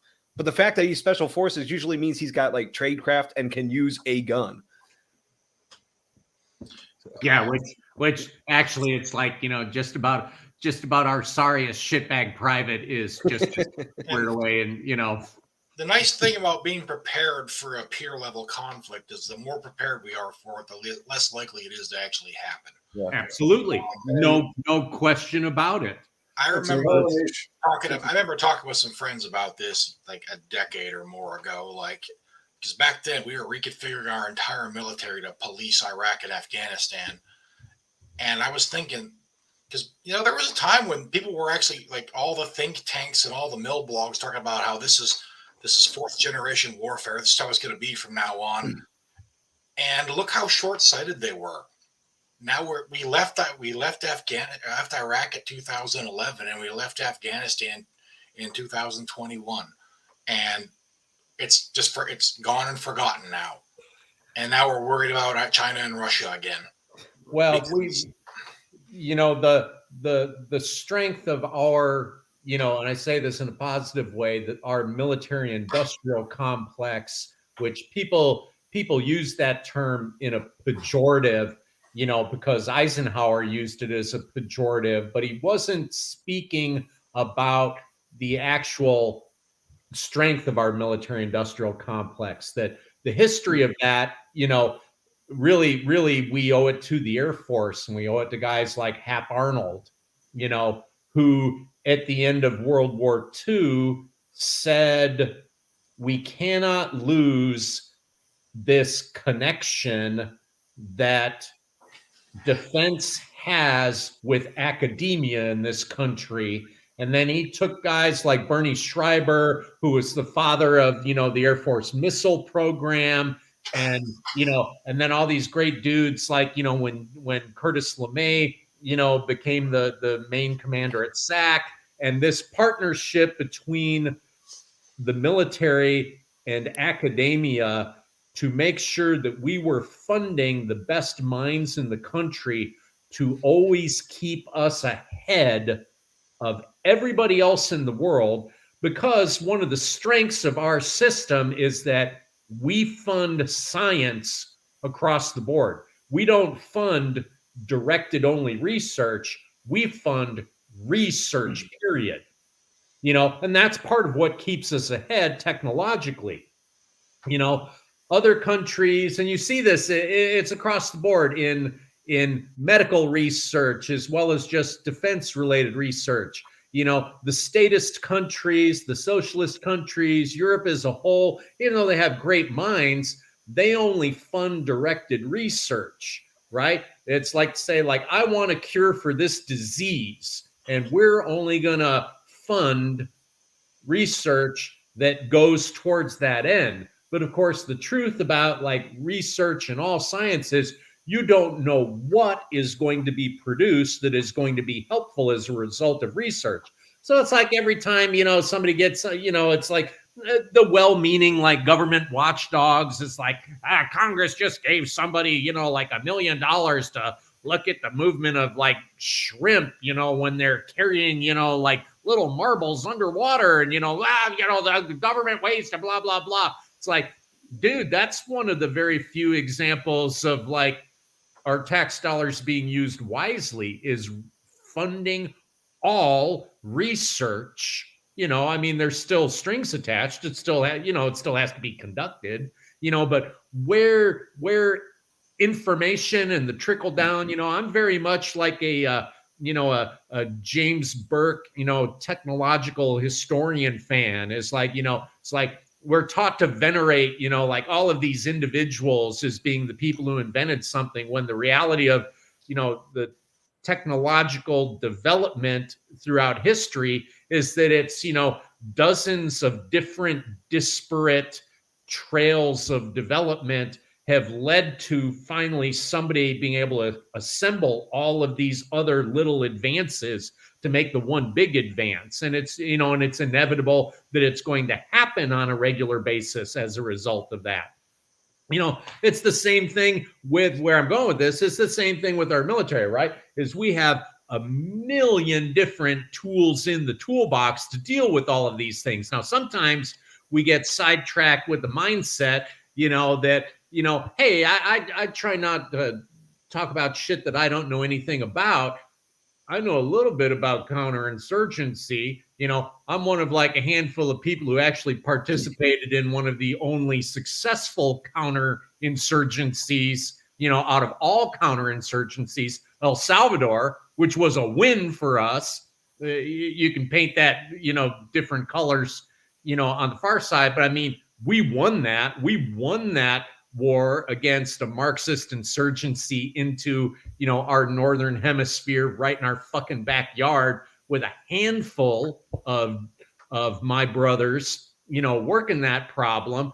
But I mean, trying to treat every military problem as, solvable by a counterinsurgency, man, that shit broke my heart, having to watch you GWAT generation dudes, in Afghanistan trying to fight a counterinsurgency.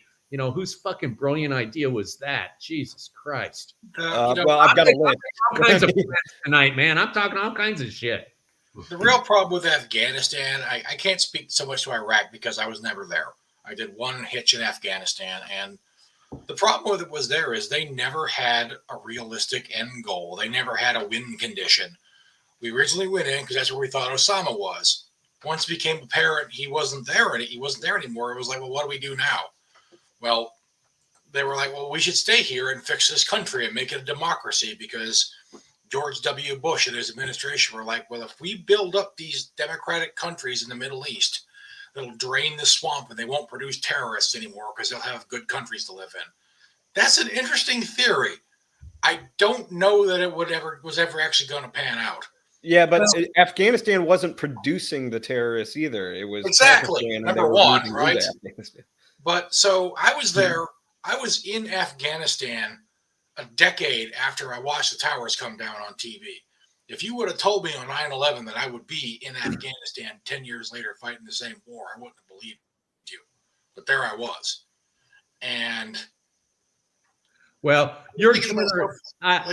I say this all the time, man, and there's hardly anything. I mean, there's nothing I say I don't mean, but I mean the depth of sincerity of when I say this, that your generation, the GWAT generation, is the greatest group of Americans, as great or greater than any that have ever been produced in this country, because in a country that's at war for 20 years while the rest of America was at the mall, a war that's fought entirely by volunteers, and sometimes within families, generations of volunteers who were fighting that war. I mean, hey man, from D-Day till victory in Europe, what was that? 11 months. Most you guys served, for fucking a lot longer than 11 months most of the time. I've got close bros, and like I say, my own brother at Forge Tactical, Size Love, he did 13 pumps to the sandbox with 75th. 75th, and my old unit, all the groups in SF, everybody participated in the sandbox. And there's dudes who, like from the day they left the Q course in 2001 until they retired 20 years later, we're still going to the sandbox every year.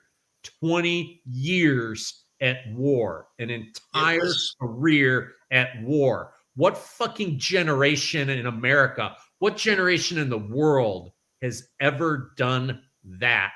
So, Israel, but we see what heated up when people talk about this fucking generation of warriors. Because I tell you, you guys are the fucking greatest generation this country has ever produced, as far as I'm concerned. And it bugs me a little bit because I feel like there's a lot of lessons learned that were learned the hard way that have kind of been forgotten already. Oh yeah. Hey, Doc, when you were in El Salvador, do you fire the entire military? Yeah, exactly. I've said it before. I spent pretty much my last year in the Marine Corps watching the Marine Corps institutionally and deliberately brain dump everything that we learned over the previous 10 years.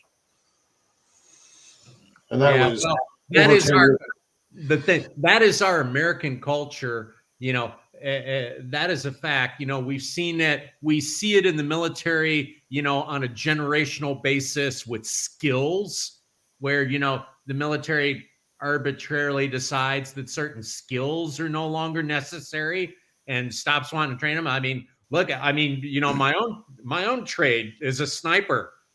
The military has, for, over 100-year history, regularly de-emphasized and try to erase that as a skill, in the Marines and the Army. It's only in recent times that, that the institution has allowed those skills to be continually perpetuated. Recon regularly stood down. The recon battalions of Vietnam were basically stood down completely, and they brought them back, and then they dropped them down to recon companies, and then brought them back with battalions again. And we did some weird mix of that when I was in. So it's like, when I was in the late 2000s, early 2010s, we still trained for conventional warfare, and that was a point of pride amongst Marine Corps infantry. It's like, we're the only branch like really focused on conventional warfare and counterinsurgency while the war in Afghanistan is going on. It was like, okay, but I don't think you need to mix the two, because if we're taking down like an armored column, I don't think we need to worry about hearts and minds. Like let's compartmentalize those two training evolutions into different field ops. Well, it's like I say, it's one of the few things that I actually know is much or more about than other people, since that was a big part of almost a decade of my life. Counterinsurgencies historically have worked when the culture that you're trying to change is already very similar to your own, right? The counterinsurgency in the Philippines was successful because who were we working with? We were working with Catholic Filipinos and guys named Jimmy and Mikey and Johnny and stuff like that, right? The Philippines was an American colony for the better part of 50 years. So that's right. Is talk about some a society that's already pretty much acculturated to American values and norms and religion, or however you want to break it down.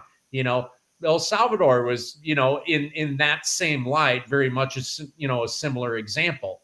Is where the society that on every level of military and government and societal aid, where we're trying to affect change, we're working with people who at the core have extremely similar values and a culture that that we could all relate to each other, and that ultimately the people who were working to change their minds got won over to the Western democratic way of doing things, rather than following this Pied Piper of of the Latin American Marxist communist ideal exported from Russia through Cuba, and just all that bullshit, which it absolutely was.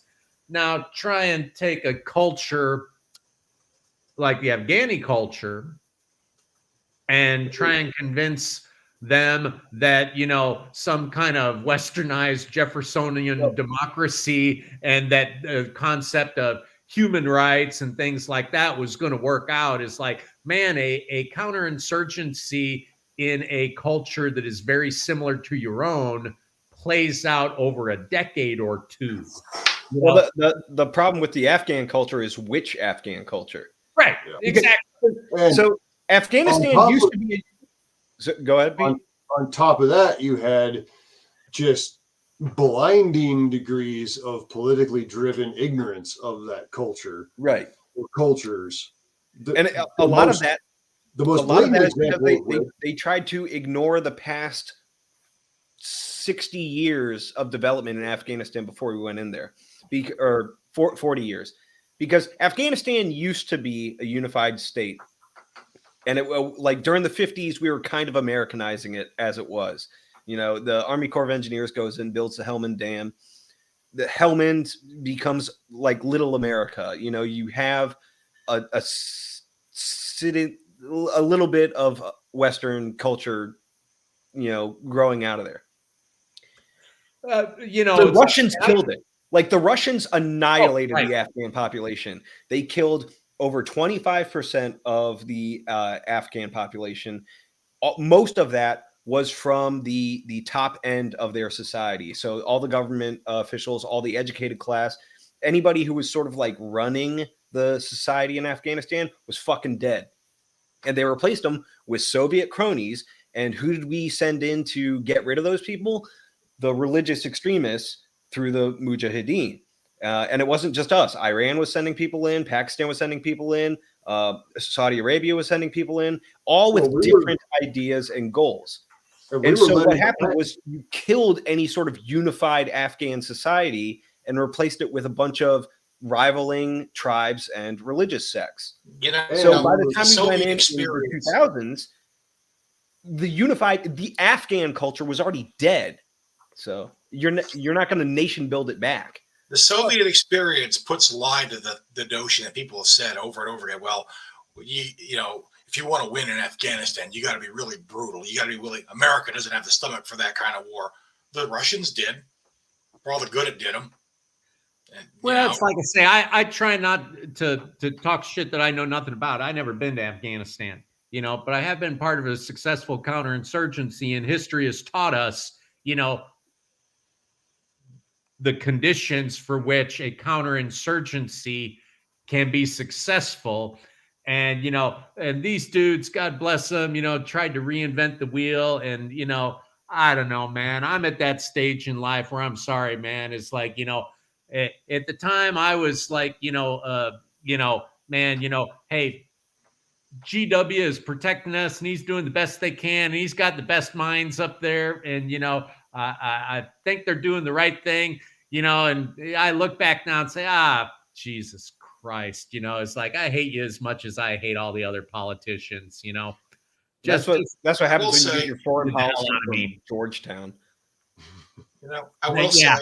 Well, I think part of this is, and it's like, right, I used to work out of a lot of embassies and with foreign missions and stuff like that. And, nothing will make you as disappointed in your country's foreign policy once you're working out of an embassy and understand the people who are conducting American foreign policy, how they're all a bunch of fucktards with their own agendas. These two know. It's fun, right? I mean, everybody gets it. For those who haven't, I mean, it's terrible, man. You think these guys are the best and the brightest? Oh, shit. They're certainly the most conceited. I think, like I say, one of my little morality plays, maybe it's in the first Warlord book. I think my protagonist had to give that speech in there to somebody, which is very much, it's like, in our country, we just kind of have this cultural belief that all people are essentially the same, right? And if by that you mean that, like, human beings don't like to be abused, don't like to have torture inflicted upon them, like to have full bellies, like to have a roof over their head, that I agree with. People are all pretty much the same. Oh, so dogs are people now. If by people are the same everywhere, you mean that, like, we all want to have an equal say in government, like we all think men and women are equal, that we all think that it's important to respect other people's beliefs. If that's what you mean by all people are essentially alike, you have fallen victim to the greatest brainwashing charade that's ever been inflicted on somebody in this name of, like, altruism, which doesn't and can't exist. It's pathological optimism. It's just ridiculous. Now, making our foreign policy an extension of that worldview. Oh man, Jimmy Carter and his whole, linking his concept of human rights to our foreign policy. And, and we watched Iran go down. The whole turmoil that's been created in the Middle East as a result of some of that, absolutely infantile idealism. God, I sometimes I wish I hadn't been a witness to history and seen how all of this is played out. I hope I die soon. Wow. I will say it's not popular to say these days, because off the top, I want to say I think going into Iraq, when and how we did, was a strategic mistake. I think it distracted us from I think the rest of the GWAT kind of played second fiddle to Iraq for a long time there. And we took our eyes off the real mission in exchange for what was kind of W's hobby horse there. Guys, you remember, man, my brain is going crappy on me on that. Who is the former Marine officer who was heading up the UN's WMD inspection in Iraq before the war went down? You remember that dude's name? You know what I'm talking about, right? Yeah, he's all over Russia Today these days. He's kind of is he really? He's kind of a kook now, yeah. I don't know if he's a kook. I don't know if he's a kook then. All I know is when I look back on that, and that guy was saying, is like, if we just kept up inspections, if we just kept the pressure on, there would be no need for us to invade. I look back and say, he ended up being right. He might have been a kook then, might be a double kook now. I have no idea. All I'm saying is like, yeah, I've got to look at it, and if it brings me hate, it brings me hate. Like the invasion of Iraq. I don't think we needed to invade one way or the other. We chose to. I mean, Iraq was Iraq. They were no bigger of a strategic threat in 2003 than they were 10 years before. We just. There were some shenanigans there trying to link them to terrorists and 9/11 and all this other stuff. And yeah, we were looking. Go ahead, Pete. They did have some known links to the first World Trade Center bombing. Yes, and I think that was part of the casus belli going in 2003. It's like we already know they've had these links with AQ and with a previous attack on the same target. But we didn't use that as the casus belli. we used the WMDs, which if you want to talk about the best and brightest facade, if any of the people that were in charge of analyzing the intelligence to go in knew fuck all about biological and chemical weapons, they would have seen that the sources were terrible sources to begin with. Because one of the main descriptions of the secret chemical weapons manufacturer included descriptions of the VX gas string of pearls from The Rock. One of the greatest movies ever made, but which are not realistic at all. Yeah, because strings of glass balls work really well on artillery shells. One of the things you learned real quick going into Iraq is that if they think they can get something out of it, even if getting something out of it means you don't put them on their knees and shoot them in the back of the head, they will tell you anything they think you want to hear. Yeah. And that's the culture over there. But, well, the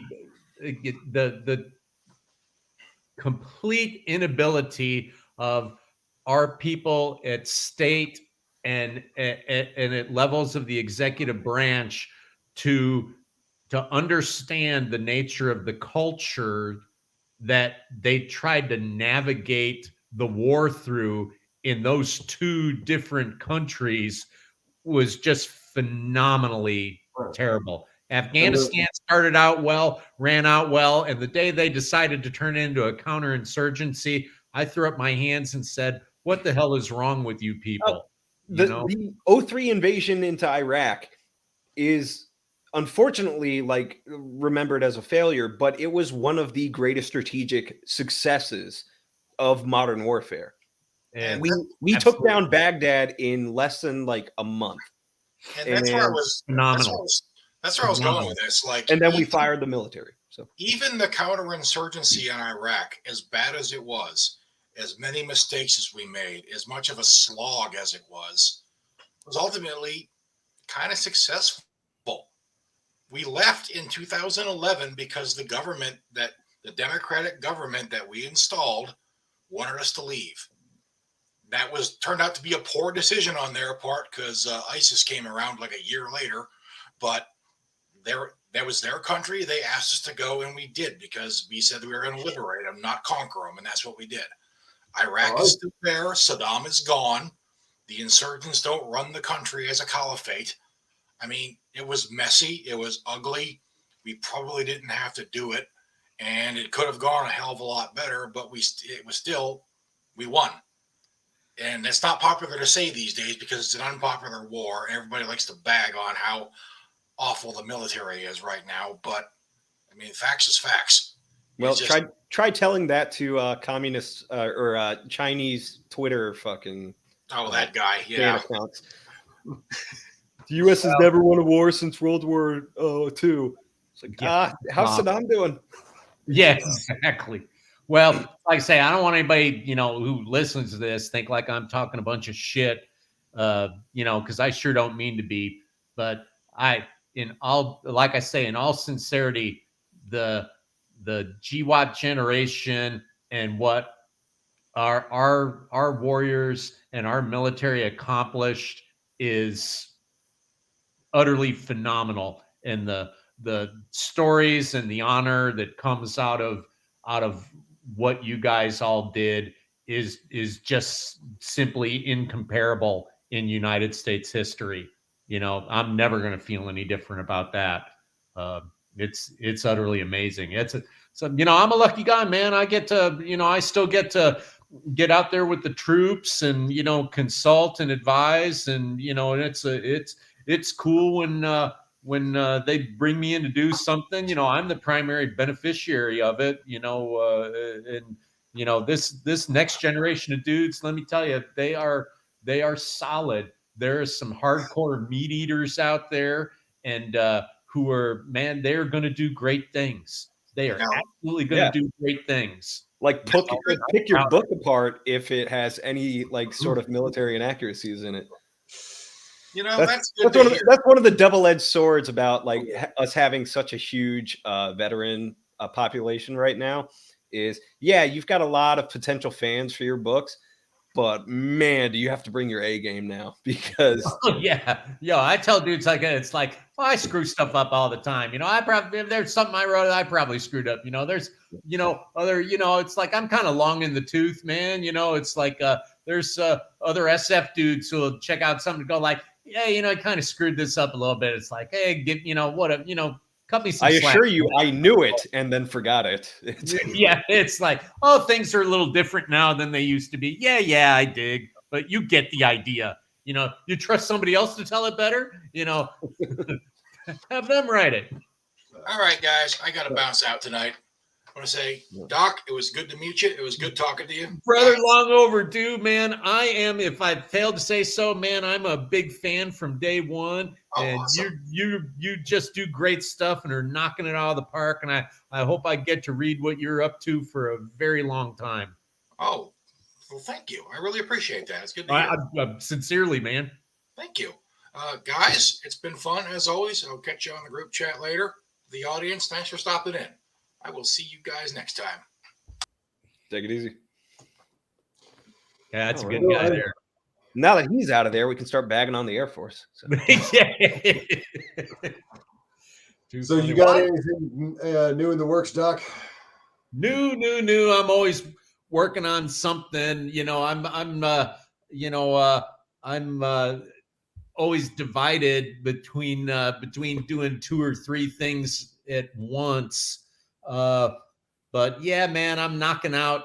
I've lied about it for the longest time that I've had Dark Operator 6, mostly done, and it's been mostly done for several months now.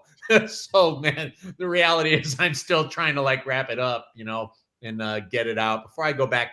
I want to do more Warlord books. I'm having a lot of fun with it. I've got a lot of fun ideas and places to take it, and I'm just enjoying the characters. And then, frankly, it's also it's like a real day job work is picked up with Forge and having more training contracts for agencies and for DOD and things like that to do. So sometimes earning a paycheck for the family just has to take priority to, I don't know your process. Mine is, I got to stay in the story. And sometimes that's for 5, 6, 7 hours a day where, man, maybe I only knocked out 1,000 words. They were good words, but, sometimes that's it. Sometimes it's a 3, 4, 5,000 word day and I feel good. And then, the next morning starts and I read that and say, it's all shit. I got to start all over again, so. I spent a good chunk of today poring over overheads in Google Earth trying to find target sites. So, yeah, people don't. I mean, I wish it was just sit down, write 5,000 words a day, knock a book out. It's like people are sick of hearing me say this, but I do is Jim Harrison, the guy who wrote Legends of the Fall, and he wrote all kinds of shit. A lot of it got made into movies. But, there's that story where, I heard him say it's he wrote Legends of the Fall in a weekend. And then he reread it the next week and he changed one word. Bullshit. Yeah. Well, that's anyway. I say, well, hey, good for you, man. It's anything that I've written, put to bed and I go man, that was awesome. I'm not going to change a word. When I go back and read it the next time, I go what the hell was I thinking? That is garbage. I got to rewrite every bit of dialogue in this because it's so nonsensical. I suck. We all have those days. Yeah. So anyway, I'm always trying to work on something, and it's. I'm sure it's the same for you guys. It's having that, that connection with a fan base is what really makes it all worthwhile. When somebody reaches out and says, man, I really enjoyed that. It entertained me. Or, a fellow veteran reaches out and says, I knew exactly what you were going for here and it touched me. And I really appreciate that. When somebody reaches out to you like that, makes it all worthwhile. When Facebook is trying to cancel you and Amazon don't even want to, alert your own readers signed up to your author page when they don't even want to send them an email to let them know you got a new book release. Oh, man. So do you know what happened with the rollout of Warlord, the second book? Because I know you made a post about it, but even my pre-order got canceled and I had to like reorder it. Yeah, wasn't that nasty? But I mean, it's, people, hey, people say, hey, man, don't take it personally. It's not like about you. Oh, well, fuck you. The last time I took something personally, it's like, a crosshair got laid on that dude. You know what I'm saying? Yeah, but it is personal, but it's all of us, right? I mean, Pete's, documented all this really well. I mean, as all this goes down, it's happened to him. Our buddy Blaine Pardo. Oh man, look at the shit that's happened to him. John Van Stry reached out to me about that period of time, tell me about how, they've done the same shit to him. It was about the same time a year ago that like all the Galaxy's Edge and Wargate shit mysteriously disappeared off Kindle, right? Yep. I Monsters was still in pre-order when that happened. Yeah, it's so I mean, probably had you like, oh fuck, come on. Yeah, I mean, so and I, man, people say, oh, it's like, oh, your conspiracy theory bullshit, and it's like never attribute to malice what could be explained by incompetence. It's like, yeah, those are very good aphorisms when they apply, right? I mean, it's like, right, in the military, right? I mean, all of us strategic, and tactical planners, if you're getting attacked the same way by the same groups, in different areas of operation, that's not coincidence. Well, that's the thing. That's organized enemy activity. And, it's like, say, whatever, you guys are way more savvy and up on it than I am. But as a generalized concept, of is it part of fifth generation warfare? Well, however you want to label it, I think that's a good label because, whether it's by, organization or just this soft conspiracy of like-minded people in the culture who are now at that level of the technocracy where they have the ability to act like little tyrants, they're trying to cancel all of us. They don't like me because they don't like anybody who likes us and everybody who is similar to us. They want us and our traits erased from the culture because they think the culture should be something different than what America is. And any way that they can affect that through media manipulation at all levels, they're proud to be the ones doing that, just like any little Comintern would be, So somehow I don't think that's going to slow you down, though, especially with the Wargate guys. They've been hit by this before, and they've taken measures to counteract it. I believe they're trying to compete with Audible now. Yeah, that's the advantage of us not, first of all, I don't think, it's like I couldn't be in big trade pub. Nobody is interested in publishing the kind of stories that I like to write. I actually, Warlord, Amazon classed it as men's adventure fiction. I didn't know I was writing a men's adventure fiction series. I thought I was writing like a pulp military sci-fi. I didn't, so who knew? But, it's like Dark Operator. Amazon, I was quite shocked to find out that I had written a science fiction thriller series. I thought I wrote a military science fiction series. What do I know? They don't know either. Yeah. Well, it's whatever, but it actually Dark Operator, it put me up against like the Tom Clancy Ghost Rider, and so I knocked him out of the #1 seat. So that was pretty cool. I was down with that, but I had no idea that's the genre that I was writing in. Silly me. Maybe eventually I'll write a military science fiction book, but they don't want to classify any of mine as military science fiction. But you know, that's where we're at. Wargate, God bless them, you know, because they've been there and they fight the same battle on behalf of their, you know, Nick and Jason's own work and on behalf of all of us.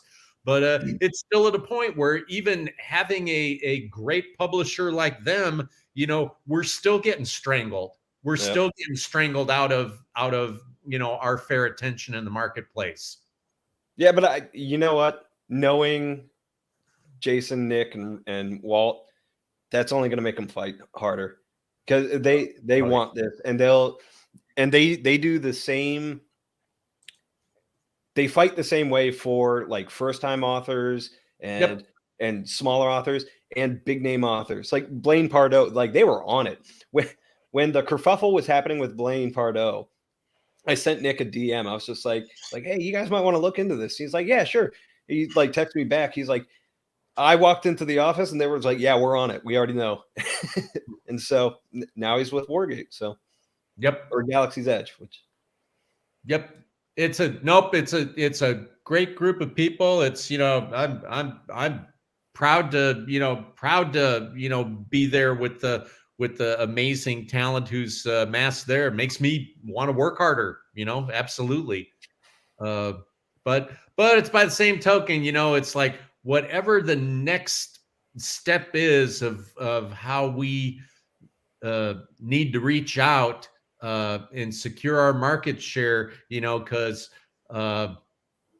you know, man, it's like using social media for outreach. We're you know, they're successfully strangling us all out, man. They are. I mean, we've all been canceled and have short periods of time where we're back and we have some outreach.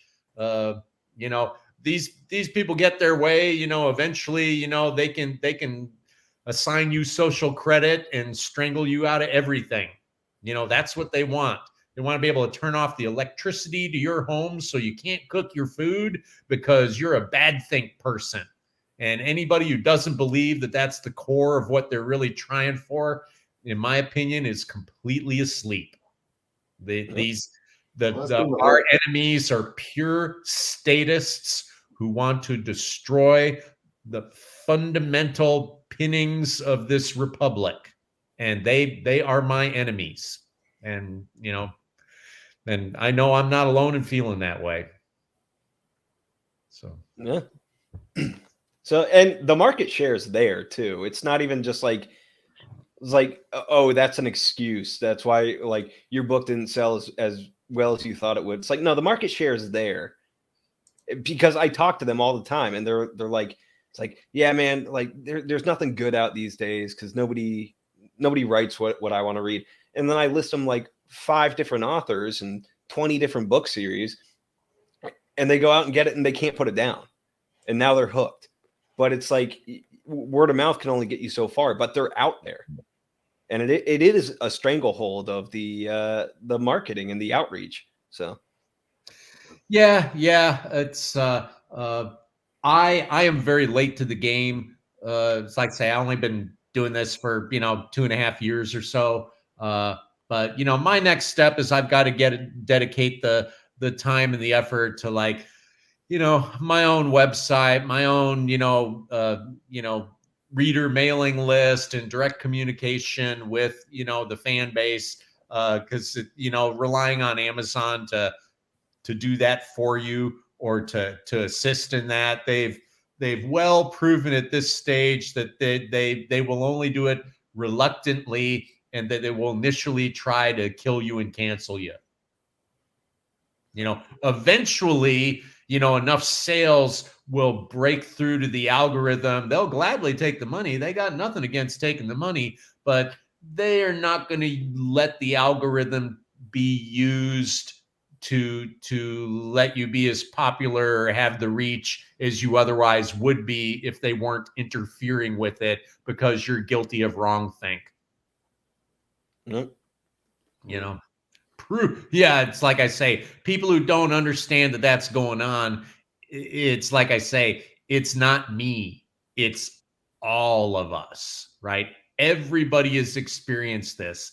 Yeah, I dig. Amazon is incompetent at a lot of levels. This is way beyond incompetence. Right. You know, it is. It's like I say, it's especially when the mistakes all go one way, right? Yeah. It's like, you know, it's likely not a, like I say, it's not a hard conspiracy. They're not having a weekly meeting, you know, and throwing all our pictures up, you know, on a screen to say we don't like him and we don't like him. We don't like him. It'd be a lot cooler if they did, though. It would be very cool. I would love to be on somebody's hit list. It's been a long time since that's happened, you know, to have a bounty on my head, you know, by communists. But it's that soft conspiracy of, it's like you fall in this group of people that we are going to discriminate against, but they don't call it discrimination, you know, because they're communists.